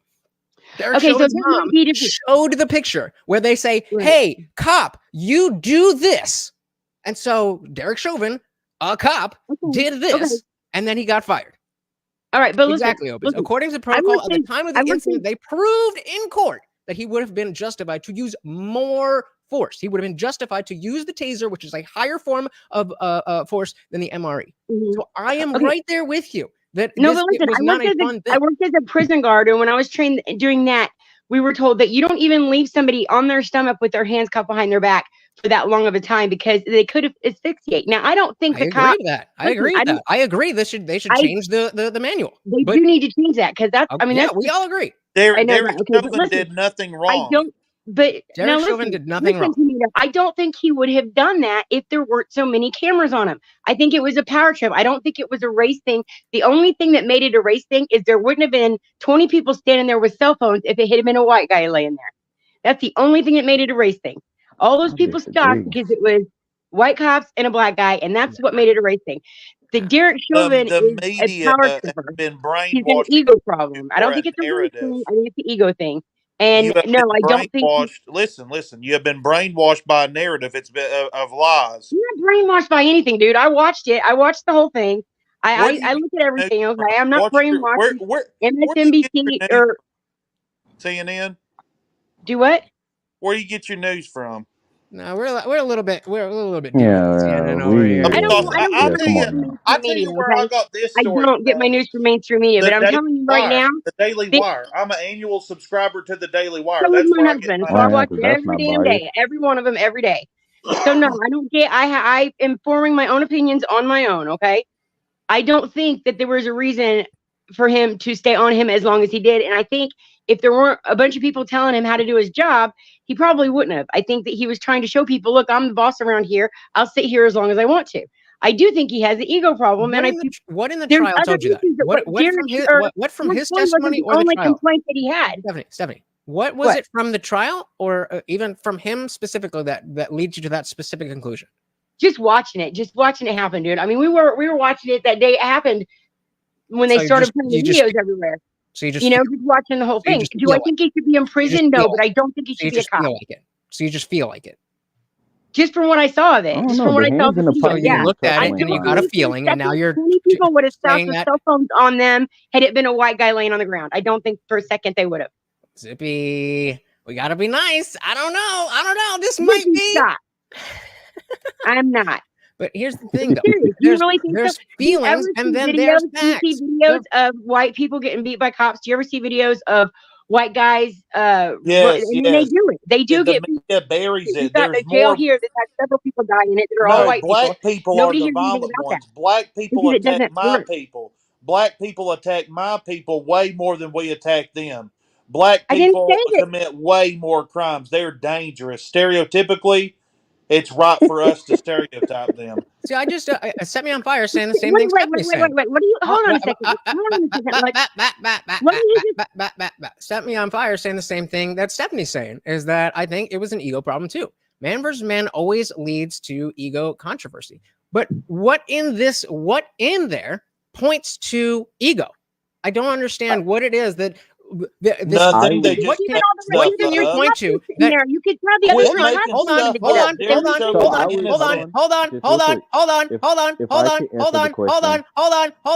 on. What is the? I understand that you have a feeling. I get that. What I'm saying is, what evidence do you have that you can objectively say that this was ego because it was a black man, and if it was a white man, it wouldn't have happened that way? What is the evidence? What are the thing that you saw that made you feel a certain way that would bring you to that conclusion? Because you simply don't have He spent more time talking to the camera than looking at George Floyd. He wasn't even looking at what was going on with George Floyd. He was watching those cell phones. He was looking right and telling those people to go away and step back and all that. I do. So I think looking at cell phones means that. So you're claiming that looking at cell phones. You're claiming that looking at cell phones. Trey, I got you next. You're claiming that looking at cell phones means, oh, if this was a white guy, I wouldn't be doing this, but I'm doing this specifically because of my ego, because it's a black guy. No. Trey, go ahead. Guys, Trey, go ahead. One, you definitely misquoted her with that part. She said that there wouldn't have been as many cameras there if it was a white guy. She wasn't saying that he was only doing that because it was a black guy. That's the first part. I just want to get that part out the way. The second part is, Stephanie, you're muted. Let him talk. For me personally, it was his mannerisms on how he was doing it, just his hands in his pocket, the little chuckling and stuff. That's what made me feel like he was having an ego trip. Now, I'm personally saying that it was my feelings. And I mean, yeah, nobody's ever going to know for sure. Nobody knows what was going through that man's head when he was doing what he's doing. Okay. Nobody knows what he was thinking, really. So then we can't. So then when we're talking about the law, then that is irrelevant. If we don't have evidence for something, then we don't prosecute on it. I agree with you that we can't know what was in his mind. So all we have to go on is the physical evidence. What did the police academy train this man to do in this situation? Did he do that, or did he do something else? If he did what he was trained to do, and we all hate what happened, then our issue is with the police academy and not with a single cop. And I can't remember what it was. It's this one Republican white dude that's on YouTube. I fucks with him a lot. He's good. I can't think of his name right now. But Look, he the point is, Derek hold shows on, that wait. an Hold innocent on, one at a time. Trey, what are you saying? But he was talking about how like one of the people commented on his channel was like this shit only gets recorded because of like it's black, and he was like, well, I think that we should start doing it more for white people. Like if we see white people getting harassed or being fucked up by the police, we need to actually shed light on it instead of just blindly, back in the blue. He was like, yo, like the fact that they're willing to protest for what they feel are injustices doesn't make them the bad people. We should just be able to protest for what we perceive as injustice. I have to really find his channel. I'm gonna link it in the Discord. Right. But when he said that, hold on. Wait. I don't want.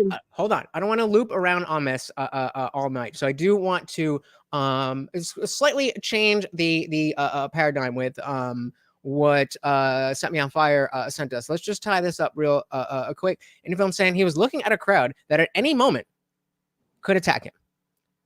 I'm not saying I know what was in his mind. I'm accepting that. I don't know. I don't know. Okay, you don't know. I mean, I don't. I agree. Right, I no, agree. I agree. We agree. You know?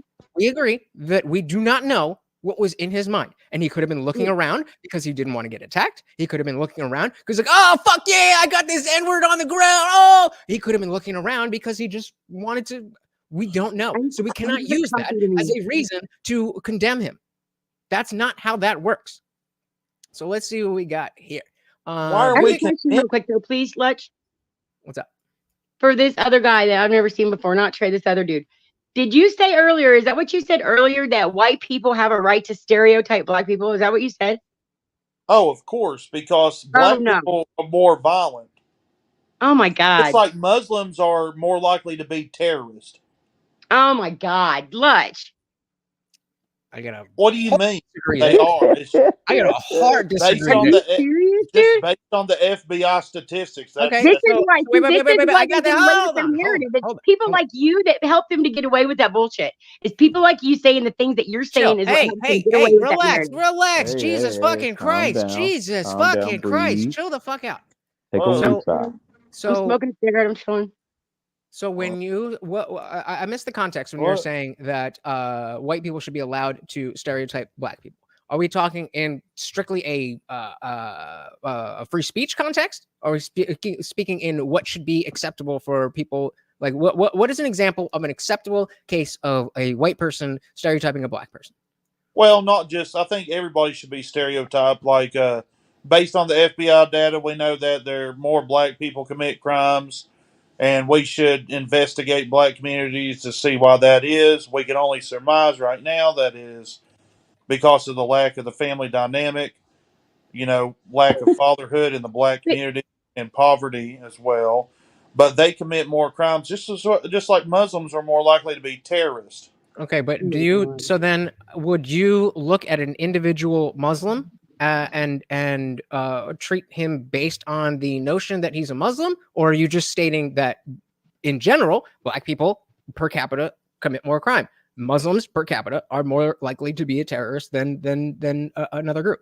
Yeah, and I think we can use those statistics provided to us by our Federal Bureau of Investigation, that they did their job well enough to try to secure America during times of existential crisis. Like, I don't believe that when we're at war overseas, or like having conflict overseas, that we should be pouring in the Muslims here. And I think that stereotyping is correct to do. You shouldn't be pouring in anyone. I mean, the whole border situation is a totally different story, but it doesn't mean you shouldn't stereotype them. You shouldn't automatically think that. I just think that's wrong. Well, let's go with Zippy's comment here. He said Zippy agrees and said he's right. Black people discriminate and stereotype, so why can't white people? Zippy, hold on. Zippy, do you think it's a good thing when black people discriminate and stereotype? Are Where you do we a fan discriminate of or that? stereotype? What? I said, what do we discriminate or stereotype? The only stereotype I know is white people can't cook or dance. The oppressor. You're Like, I don't- racist. You're transphobic. You're a Republican. You're this. Let's not pretend that, especially in the no, I last think 10 those years, are that earned. bullshit stereotypes of white people have not crept up way more than they ever were. I am not white, so I have no dog in the race. Let's fucking call it a buck. Let's call it a fucking buck. I would argue that some of those, I wouldn't even say those are earned. Like, do I think we kind of throw those words around willy-nilly? Absolutely. But I would argue that those are directed at people. I've never just seen so many black people just come out and be like, all white people are racist. Now, growing up, because, again, I grew up with Wait, you said a you Black haven't seen a Panther lot of people, grandfather. black people saying all white people are racist, or you have seen a Yeah. lot of black people? I haven't seen a lot of white people. I mean, a lot of black people say all white people are racist. But you have seen it. Yeah, I've seen some. I mean, okay. But you know it's out there. You know that's a very common sentiment. Yeah, I was about to say, because Okay. it's like, my grandfather is a Black Panther. Like he was with the original Black Panther Party. And he was very militant with certain things.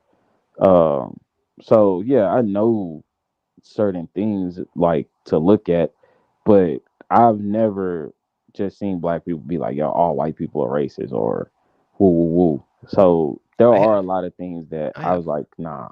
I think those are more earned labels that we do kind of just throw around a little willy-nilly. Right. Well, this is and Zippy, same thing with MC. Where the point that I'm trying to make is that you have the moral high ground with these people saying white people this, white people that, white people that. If you're going to do the same shit, then you need to shut the fuck up when it comes to racism. You do not have anything to say when it comes to black people being racist because you're trying to play the same game. And if that's how you want to play it, then you're free to do that. But if you think it's dumb and annoying, then don't turn around and do the same shit and then be like, oh, well, they did it first, so I'm going to do it because that's how we... grow the fuck up. I think that black people need to understand that they're being used by a Marxist system and that, listen, dude, it's not real, okay? White people aren't trying to take nothing from you, okay? That's just the truth. I mean, y'all already took it, but there's that. Took what? Well, but... All right, what did I take from... but the point is this. I understand the whole generational wealth thing, the generational wealth gap, but you have to understand it's because, look, the Democrats are using you as a tool to get votes. That's what they do. Minorities. Okay. Now, as a tool, right? This is like, why do you even vote for them? Because they're like Claudine Gay, right? She's the president, and I'm smarter than Claudine Gay, and I agree with that. I'm smarter than the president of Harvard. So I think we right all, there, we you all know, probably like, why did she do? Because she's black. And have you ever seen Matt Walsh's victim pyramid, Trey? I don't think so. He came out with it, I think, shortly before Christmas. He came out with this victim pyramid, and it explains a lot. Essentially, white men are at the bottom of the pyramid, and then white women, and then it goes disabled people, fat people, and then black people, black women, gays, and trans. And that's the pyramid of victimhood. At the bottom, white people can't be victimized. At the top, unless we pull a Dylan Mulvaney and turn trans, then we go to the top of the pyramid. All right, That's so why, let's switch gears a little bit. And Set Me on Fire has been dying for us to get into this. This is from a Vivek Ramaswamy town hall. Commonly sets black pastor confronting him on systemic racism straight. So I don't think we're gonna get through the whole thing here, but let's see if we can get a question. What we got.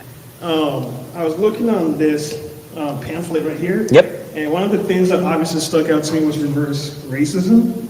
Is racism. And so my question to that is, I've always thought too that although I agree with that, I've always thought too that prejudice and discrimination are inherently tied to, historically rooted in entrenched institutionalized forms of systemic racism, and hierarchies, injustice, and power imbalance. And so my question here is, if you believe in this kind of power structures that have existed and continue to exist, how do you? Oh, we lost him. I wanted to get his take on all this, but all right. So let's say I mean, so far it seems like as a black person who lives in this and that and that and that and that. What is your thoughts on this? might you go about reconciling these structures? How might you go about reconciling these structures?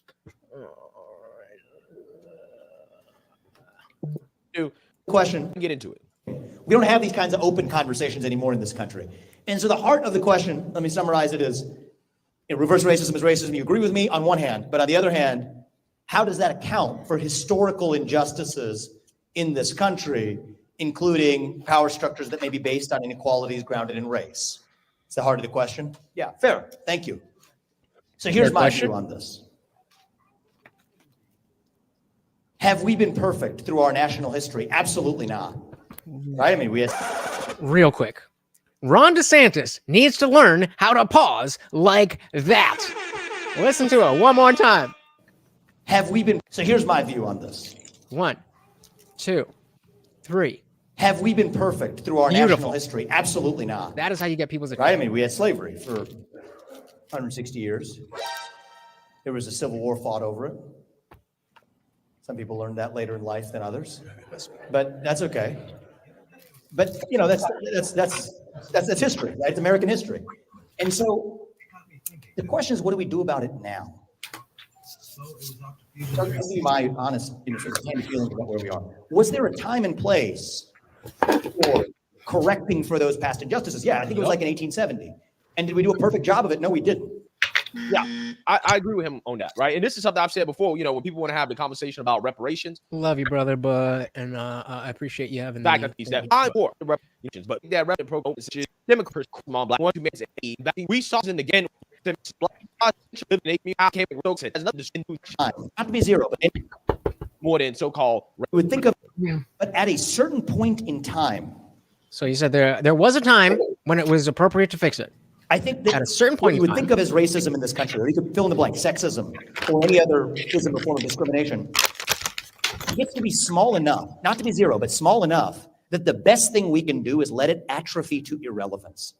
And if you, otherwise you try to attack it, it's like an immune system. My background's in biology, so sometimes I think in these kinds of analogies, but it's like an immune system trying to fight a virus.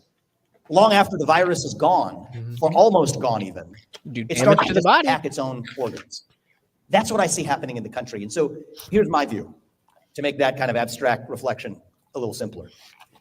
Today, the best way to stop discrimination on the basis of race is to shut the fuck up about it. Stop discriminating on the basis of race. Facts. So let's go to Trey first. Your reaction. The best way to stop discriminating by race is to stop discriminating on the basis of race. Yeah, I would agree. I think that's I do think it is one of those things that are more said than done, but I 1000% agree with the actual sentiment of what he's saying. Yeah, racism is like an autoimmune disease. But exactly, yeah. If we can just let it. I remember, who was it? Denzel? Not Denzel. Morgan Freeman was saying he was asked about Black History Month at one point, and he was like, I don't know, like, how about we just not? I don't know the exact quote. He was like, why do we have to relegate my history to just 1 month? We should teach it just like teach it as American history. Yeah, which I understand and I agree with too. But again, I think a lot of our ideals, we say them and we all agree with them, but they're never really practiced. Try to get a little background noise come in. All right, fair. All right, so let's see what else he's got here. It really is, okay, because all they're doing is creating more racism when you decide that, hey, well, we're gonna, and it calls out for. And I think that in the name of anti-racism, which is a movement that calls out for us to be more race conscious of the differences, to correct for them, I think we've actually created more racism in this country. And it's sad because, so I've started businesses, of multiple different businesses this campaign. It turns out I've hired people of every combination you could probably, not every combination, most combinations you could imagine of race or gender and this or that or the other thing. In one case, it was a Black woman who was in a senior position of authority.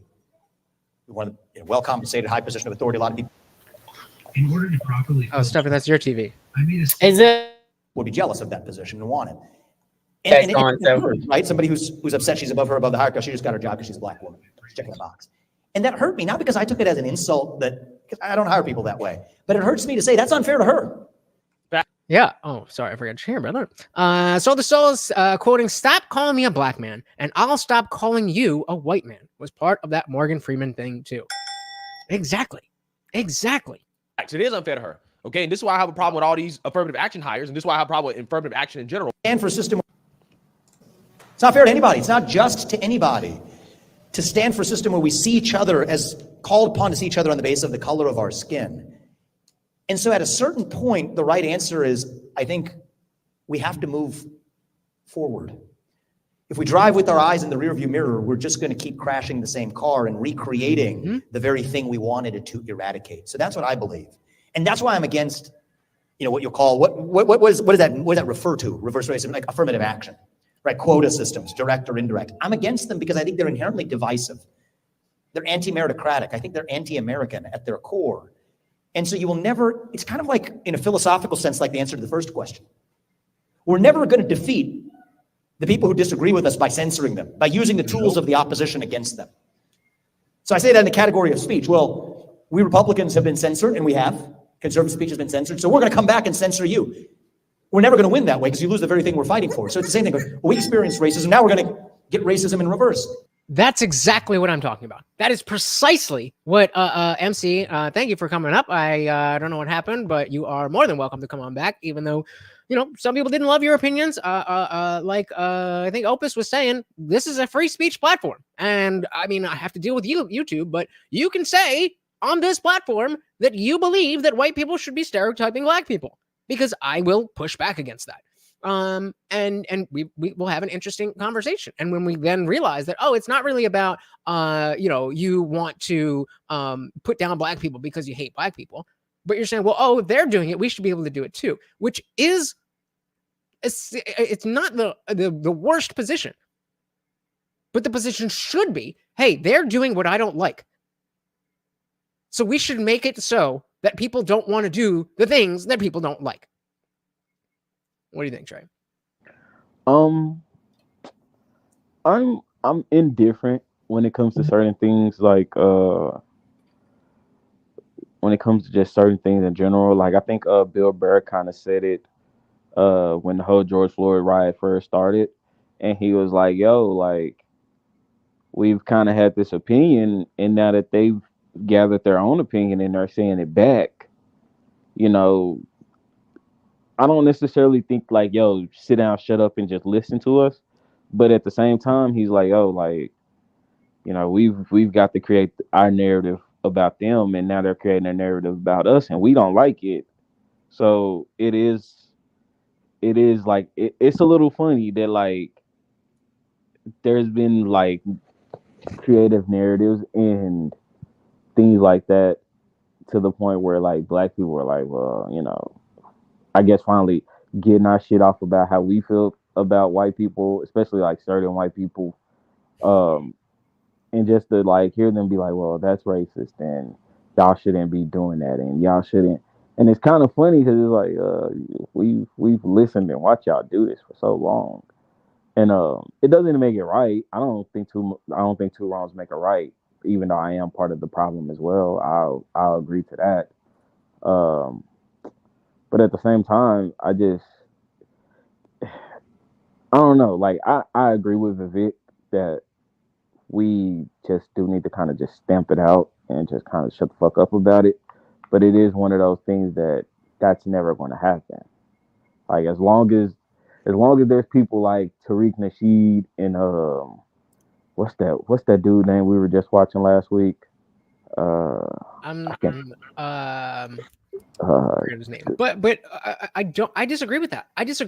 It's the fact that people are so unwilling to push back against the Ibram X. Kendis and who else did you say? Like the people who are pushing this mentality, the people who are pushing this ideology, they're pushing an ideology, and they're not getting any pushback because, you're just racist. And so if we just treat it like a normal any other idea, and we allow pushback, we allow questions, we allow all of that stuff, then we will realize that it's a bad ideology. It's not just because it has to do with black people. It's because it's a bad ideology. There are good ideologies that can help black people. This just ain't it. But again, do you see, and that's kind of a side point, but can you see at least how people who have opinions like MC, who is up here, saying that, you know, we should do this, that, black people, because they're doing it to us. Do you see how that is connected to the mentality of I need to keep myself connected to the black community because I have black skin? Do you see how that connects? If y'all are going to do it, then they're going to start doing it. Well, but here's the thing. I think so. I might not be understanding exactly what you're asking me, but what I would say, to at least what I think I'm understanding, is I think you're just finally getting to actually hear shit that we've been saying, like as far as how we feel about white people, the stereotypes that we have for white people. Like, I think, again, because we have Twitter, we have Facebook, we have so many websites where you get to hear black people at mass say something about white people, that this is like something that is new, and it's not. Like, it's a So feeling that what's something that you would say? You said that we're finally picking up on what's been there. Like, can you give me an example of that? well, just some of the things that we felt like were racist, or some of the things that like we've always discussed. I'm trying to think, because there's so many, it's so much. Okay, and I take that point. But my point with MC is, do you think that if they're, and I'm not pointing to you, I'm just pointing to the black community and how the black community is definitely a different thing than the white community or the Hispanic community. Even though there is, you know, I would say that's on a spectrum where the black community is tight and the white community is whatever. Maybe the Hispanic community is, you know, kind of together, but not like the black community. And so this notion where you want to separate yourself from the people who are saying, oh, all white people are bad. But also you want to say, well, we're black people. So if you're tying yourself to those people who are saying the bad things that you don't agree with, then you can't get mad when, number one, other people associate you with the people you've associated yourself with. And then number two, when other people are like, oh, all the blacks are getting together and they're going to be black together. Well, I guess all the whites now need to get together. Now that they're, and then you add in all these, all the propaganda, positive, negative, true, false, or otherwise, that there's a 10 billion people coming across the border and they're trying to replace whites and they want whites to be a minority. And how do you expect people not to come to the conclusion, oh shit, they're attacking white people. We need to team up with other white people and make sure that the white people are in this fight. That you don't see the connection there? Yeah, I mean, yes and no, because I think so. My issue, well, not even real issue. Yeah, I guess I'll say issue. My problem with that is the fact that you're taking a rebuttal, like you're taking a feeling from feelings that were caused by white people, and now we're giving that energy back to them. And now they're saying like we're giving that energy to y'all because y'all are giving that energy. But that's to us. that's the issue. The issue is the framing. It's literally like 10,000 people ever, and now you're saddling millions and millions and millions of people with that guilt because of the fact that they're white. Why not Christians? They were all Christians. Why not blondes? They were all blonde. Obviously not. But why not the blue-eyed people? I was going to say, well, you clearly haven't. You're framing this device in the fact that it's white people as if it's all white people. That's the issue. Yes, the people who did it were white, but that has nothing to do with people who are white today. Now, if we want to talk about Christianity, if we want to talk about even MC was talking about Muslim, if we want to talk about Islam, that is an ideology. Being white, being black is not an ideology. Y'all have to both sides have to stop treating being white and being black as a club. Well, I don't understand why there's no nappy hair community. Why is there no nappy? Why is there no rap listening community? We could move the stereotypes all down all the way down, but I don't think that helps anybody. I was about to say I don't think you be on Twitter a lot because there definitely is a nappy head community. I was about to say it too. I was being facetious. There's definitely a community of black people that terror Christians a new asshole. But so I agree with what you're saying. Let me start there. I agree with what you're saying. But I think also, and my butt is more so just a continuation. I just think it's more of I really just think it's more of white people couldn't really handle the energy that we started giving back to them. And I mean, rightfully so. Who wants to deal with that energy? I wouldn't want to deal with that energy either. Okay, but nice save. I just think loser. You don't. You can't deal with racism. What a loser. Well, no, but I'm saying though, I think the fact that the saying it ain't no fun when the rabbits got the gun, and I just think it's one of those things where like, yo, the rabbits got the gun right now, and yeah, like I said, it sucks. I wouldn't want. I didn't like when the rabbit had the gun. So I wouldn't expect you to like when the rabbits got the gun. And so that's the point, is that regardless, it shouldn't be relative to your position. You shouldn't like the fact the rabbit has the gun. I've never heard that before. Yeah, it's a country saying. Okay, so if you don't like if you like when the rabbit has the gun when the black people are holding the gun, and you don't like when the rabbit's holding the gun when the white people are holding the gun, then you don't. It's that's not. It should be a principle that whoever, I'm probably fucking that up, but you get what I mean. The principle should come first. It shouldn't be how am I affected, then do I like it or not. It should be, is this correct? So I want to throw. I don't want to treat you too much as a token, but you know, it is what it is. Oh no, me and you, man. We have these conversations. I think things got a little heated when I was like, yeah, I disagree with the whole like how George Floyd thing went, because this conversation was never supposed to go that way. I was really just throwing it out there, like, welcome to the party. Like it was literally just me being like, I disagree, and I was going to go on with my point, but bro was like, nah, you got me fucked up. We finna discuss this. But so we'll go to this, and then I want to get your thoughts on what Opus just said. But so Set Me on Fire said, growing up in the 90s was so much better as far as people's energy and attitudes towards each other. It's made to be an issue on purpose these days from the government and mainstream media to divide us. Absolutely. So I want to get your thoughts on this statement. Black folks as a whole will never be able to elevate themselves with broken families' values. What's your initial reaction to this? I think it's a false narrative.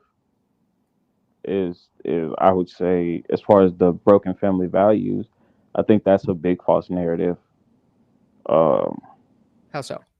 Because, and I know this is something we've argued, but just in general, like I know so many friends who have their fathers who whether they lived in the home, didn't live in the home, whether they were married or not married. There's so many of us that do have our fathers. I think that we look at a certain class, the YouTube guidelines force them to call them Pookies and Ray Rays, but that's just normal, N-words to us. But I think that's just a certain class of people that are, I guess, our quote unquote criminals. Like they're, I would say that that's probably 7% of us. I would argue that most of us are just normal check to check ass black people. Like I said, whether. So let me, and Opus, correct me if I'm wrong, because I'm going out on a limb here, but I agree with Opus with the underlying notion of this idea of adherence to the black community. That is the core of what is being said here, as if I understand it. That individual, like if you take individual people of any color, then you can, treat them as individuals. But when you look at the black community, when black people are doing this, black entertainment television, black this, black that, then the idea of we're the blacks and we are oppressed and we are this, then even if individually you are going to do well, then because you feel an allegiance to other people who are not related to you, then either you will, let yourself be extracted from, or you will just be like everybody else who's not Black and is just like, yeah, I work for myself. And so Black folks as a whole, this is how I'm reading it, is that as long as y'all try to keep it, we got to uplift the Black community. Like, that's a big task. How about you just pull up your own fucking pants and let the other dude worry about his? That is the way that the community would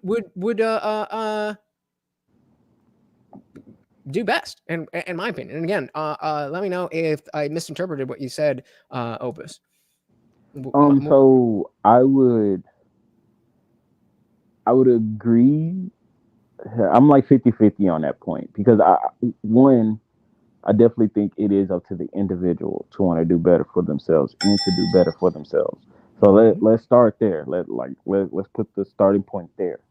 I also think just because of where our community has been and started from, and the things that have kind of went on in the communities, that we all kind of do have this certain allegiance.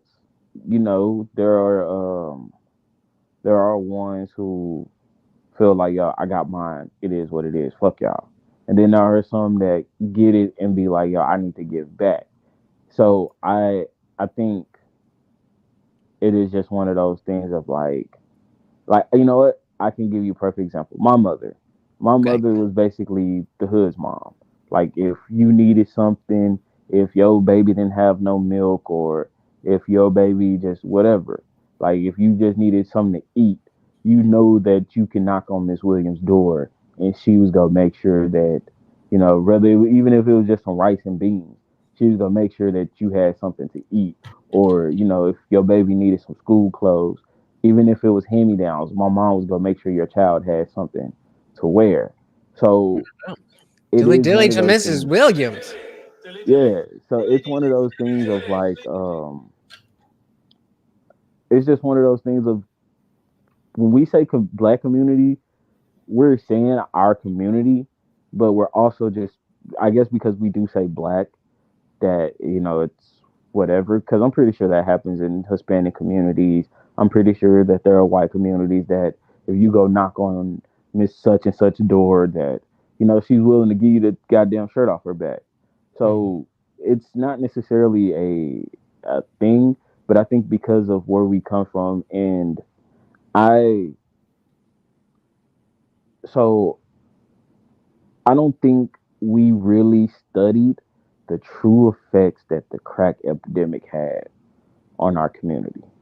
Like, you know, I that Destiny stream, when he was doing the whole like how to have a proper argument, I think that's what it was, where I had told you like, yo, my dad got 67 years for a zip of crack. Like, that's OD. That's yeah. OD. And there are a lot of dads who got that, or there's a lot of dads who ended up getting strung out, or a lot of moms that ended up getting strung out. And it was one of those things where it's like, if they would have handled the crack epidemic, had they're handling the opioid epidemic, I think things in the Black community would be a lot different. If that makes sense on what I'm saying. I can agree with that. I just don't think, while that may be, while I think that very much is the case, there's very much a, even just on social attitudes. Now, you don't get hooked on crack by accident. We agree on that, right? Yeah, absolutely. I would say the overwhelming majority of people who we would feel sorry for in terms of the opioid epidemic are people who were prescribed. Maybe not the majority, but at least a significant portion is that these are people who had no criminal activity. They were prescribed this by a doctor. They became addicted, and then the doctor stopped giving them the drugs. And so I take your point. Absolutely. So okay, so let me kind of put a little more standard on it. The users, not the dealers. Dude, if dealers, you're doing a crime. You're selling a narcotic. That is what it is. Do the time. My dad was selling a narcotic. He got arrested. While I think his time is OD, he got arrested for selling, and he should do the crime for his punishment. I'm talking about the users were getting jail time. So if the user got caught with like 4 or 5 rocks, that's 15 years.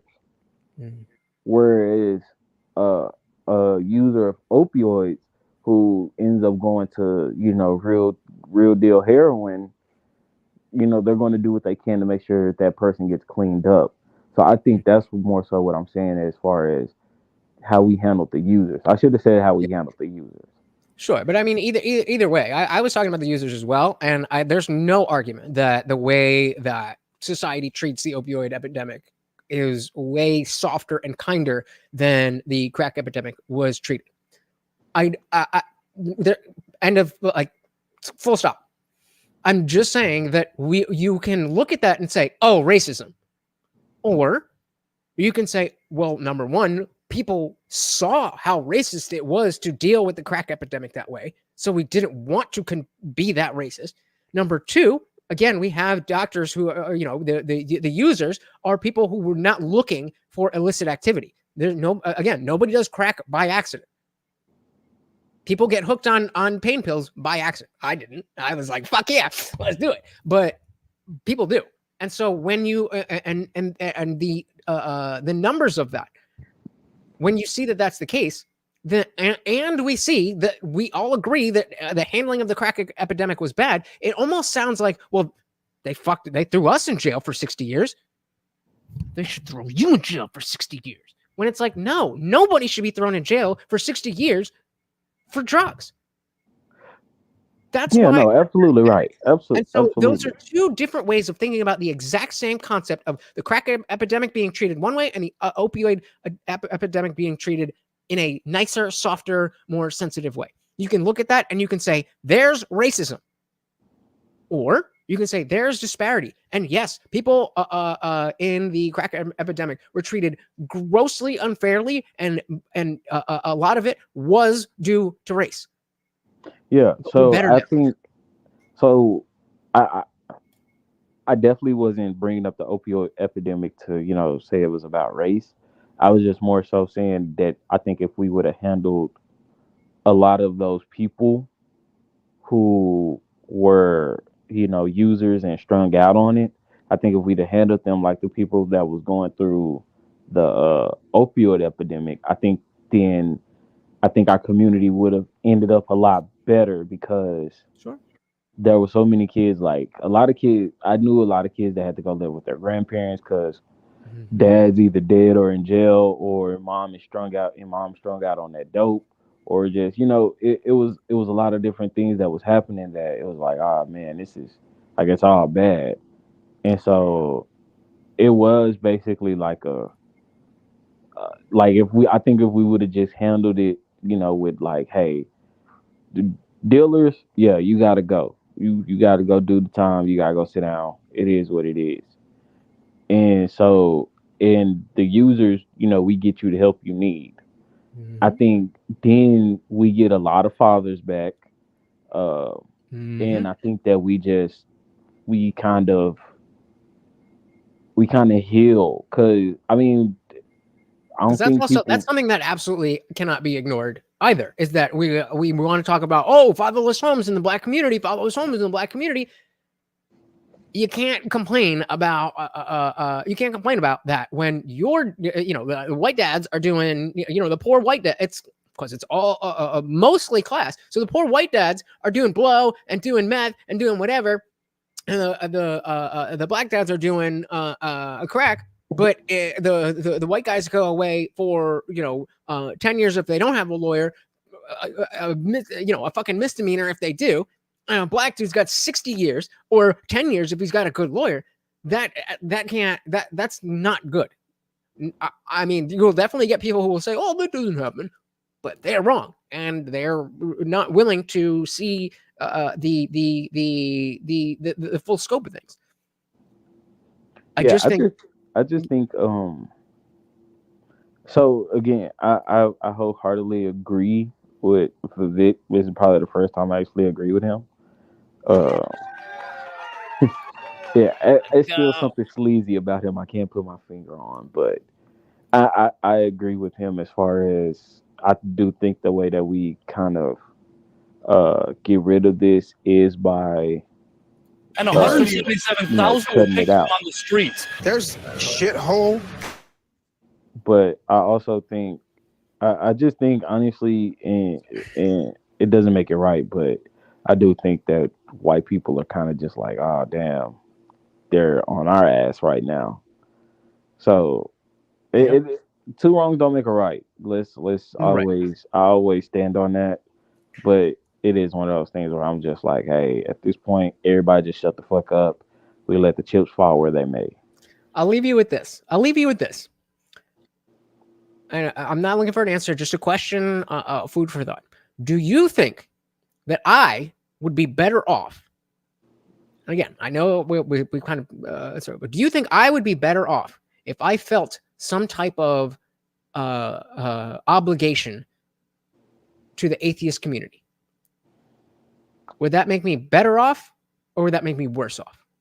Again, no answer. Just sit on it, think about it, and then just think about why I'm asking that question. If you don't understand, we'll dive into it more. But that is what I will leave you with. So thank you so much for coming up and sparking a very, very interesting discussion. Any final words for the people? No final words. It was funny that this all started with I want to be a teacher. But all right. But no final words. I holler at y'all all in Discord. And in another New Year's resolutions, I actually plan on being active in that motherfucker. Hell yeah, that's what I'm talking about. We have a contest going on in Discord. The entire idea is to get you guys more engaged, talking to each other. Just head to Word of the Day contest. It is free. Free members can be part of it. Remember, try to keep the conversation to the free chat or disciple chat. Just use the contest channel for your entries. But hell yeah, we are doing the damn thing in Discord. Thank you so much, brother. I really appreciate you coming up and making this an interesting show. Oh yeah, man, absolutely, man. Love, peace, chicken grease, man. I holler at you in Discord. All right, later on, bro. All right, so trying to think what to do here. There was I had a bunch of stuff. No, okay. So here's what we're gonna do. I think we've been going for a while. And I think that as as far off of the beaten path we got, I do want to keep this about what are we looking forward to for this year, and goals. So for that, let's see, what did I miss here? Opus said, yep, I said white folks are abandoning family also. That's why we need to tackle the problem in a holistic way. Everyone needs family. Nothing has elevated more people in history than strong family values. Yep. Two wrongs definitely don't make a right. I don't look at it as a woe is me, because now it's our turn at all. I look at it from a position of the endless tug of war helps no one. For sure. So everyone, I agree that it is wrong. I agree that is wrong, but could be part of the reason for more severe punishment by geography. Some judges are more severe. Yes, there was definitely a lot of discrepancy in this guy with a rock gets 10 years, and that guy with the same rock gets 50, and it was not great. Oba said, I think we can right past wrongs by elevating everyone together, not by focusing on this community or that community. Exactly. So I think what I want to leave you guys with is what I want for this year. And I really hope to come back to this video and I don't know, I don't know. I have a little thing on my Instagram, where the highlight stories things of like I've taken pictures of, just little milestones all through my YouTube career over the last 18 or so months. And I think the biggest thing that I want is to just be doing better. The doctor's appointment that I haven't even called back and gotten the results yet, but I know that I've not been taking care of myself the way that I should. I let myself get way too underweight. I've been putting off, getting more merch. We're still not in Rumble. I just haven't sat down to do that. I want to start doing the things that I want to do. I want to stop letting things pile up and letting anxiety tell me that something is so much worse than I know it's going to be. I just tweeted something about the next time I bitch about editing, throw this in my face. Because I spent the entire day like, oh, I don't want to edit. I don't want to do this. And I banged it out in like 2 hours. And it was fine. Nobody died. Just do what the fuck you need to do. I'm talking to myself. But Lutch, do what the fuck you need to do. Stop putting things off. You're not a child anymore. You're not a drug addict anymore. You're becoming somebody. Be that somebody. Apparently, there's people here watching this right now who like you, who appreciate what you have to say, who spend their hard-earned money to say thank you. So you can't be that terrible. So just keep doing the things that you know you should do. Just do them. Stop letting your mind take over. It's not good. That is my message to myself. So hopefully, New Year's Eve, 2024, we're going to watch that little clip, and I'm going to be cracking the fuck up at how pathetic I am, how skinny I was, and how broke I am. Let's go. That's 3 things to keep in mind. Someone on Fire said, conservatives and right-leaning want to bring back the nuclear family, which would strengthen our social skills, society, and economy. Yep, but, the Democrats, they care about racism. So, Any Phone says, pretty sure it was rock cocaine versus cocaine got differences. Yes, old white boomer, that is what we are talking about. Crack is rock cocaine. That's what we're talking about. I always said Biden wouldn't have gotten elected without the black community, and he did y'all dirty in the 80s. Bingo. Yep, I mean, that's politicians, right? So said, well, damn, IJ, how dare you be a human with faults? Don't you know YouTubers are supposed to be perfect? Yes, I do know that. Rhett said, I just spent 30 minutes eating 2 handfuls of Cheez-Its. Should I be worried? Yeah, you got big hands if it took you 30 minutes. Second on Fire, so you really need to start on IR. I don't know what IR. Or start on, or at least try the carnivore diet like we talked about before. You'll balance that. Yeah, I mean, I there's definitely a lot that I have to. Like I said, I didn't call I figured they would call me. I fucking paid to get my blood work done, but apparently that doesn't happen. So I didn't, and it's been holidays. I'm gonna call tomorrow and see what's good. But yeah, depending on what goes with that, we see. Yeah, we definitely. If we're not doing this, then I have failed in setting the tone of this community. If we're not encouraging each other, then I have failed in building this community. Like, I'm not saying that you have to do anything, but I am saying that if you're going through if you have a rough week, and your first thought is to kind of reel back and kind of isolate yourself in terms of the Discord and not talk to us and be like, I don't want to get on anybody's nerves. I don't want to complain. I don't want to do. No, we're here. We're here for each other.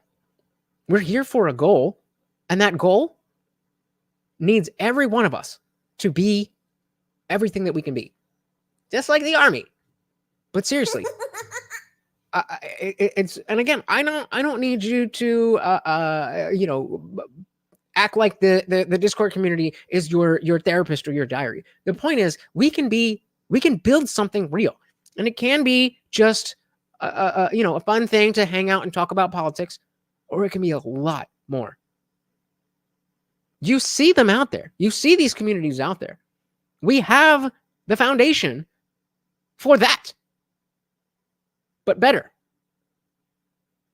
It's up to you guys. I'm doing everything I can. So you just tell me where you want us to go, and we will go there. Again, don't forget about the word of the day contest. We have a double word day. We have futurity and incipient. Use either of those words in a post and in Discord. Get the most reacts. You get a certain number of points. Then, if you can also use the word of the day to comment on any of my videos. That will also get you extra points. All the rules are there in the channel. It is free to join. Right. Whenever I bring up, don't forget. Whenever I bring up the Discord server, I need a link drop. Please come join. It is free to join. It is free to participate, and you can win 6 months. 6 months of free membership, not only for the Discord, where you get the after party, you get all the other channels, but you also get membership for this channel as well. I try to do at least one member stream every week, and you'll get access to those. Let's give a big shout out to the co-sponsors of the stream. We had Zippy the Strange. Yep, Marty. That's that. And then, of course, we had Soil to Soul with the $10 Cash App. Thank you so much. Guys, you are amazing. You guys are amazing. I'm so excited about this year. I think we can really do a lot. I think we can do so much. And I'm so excited.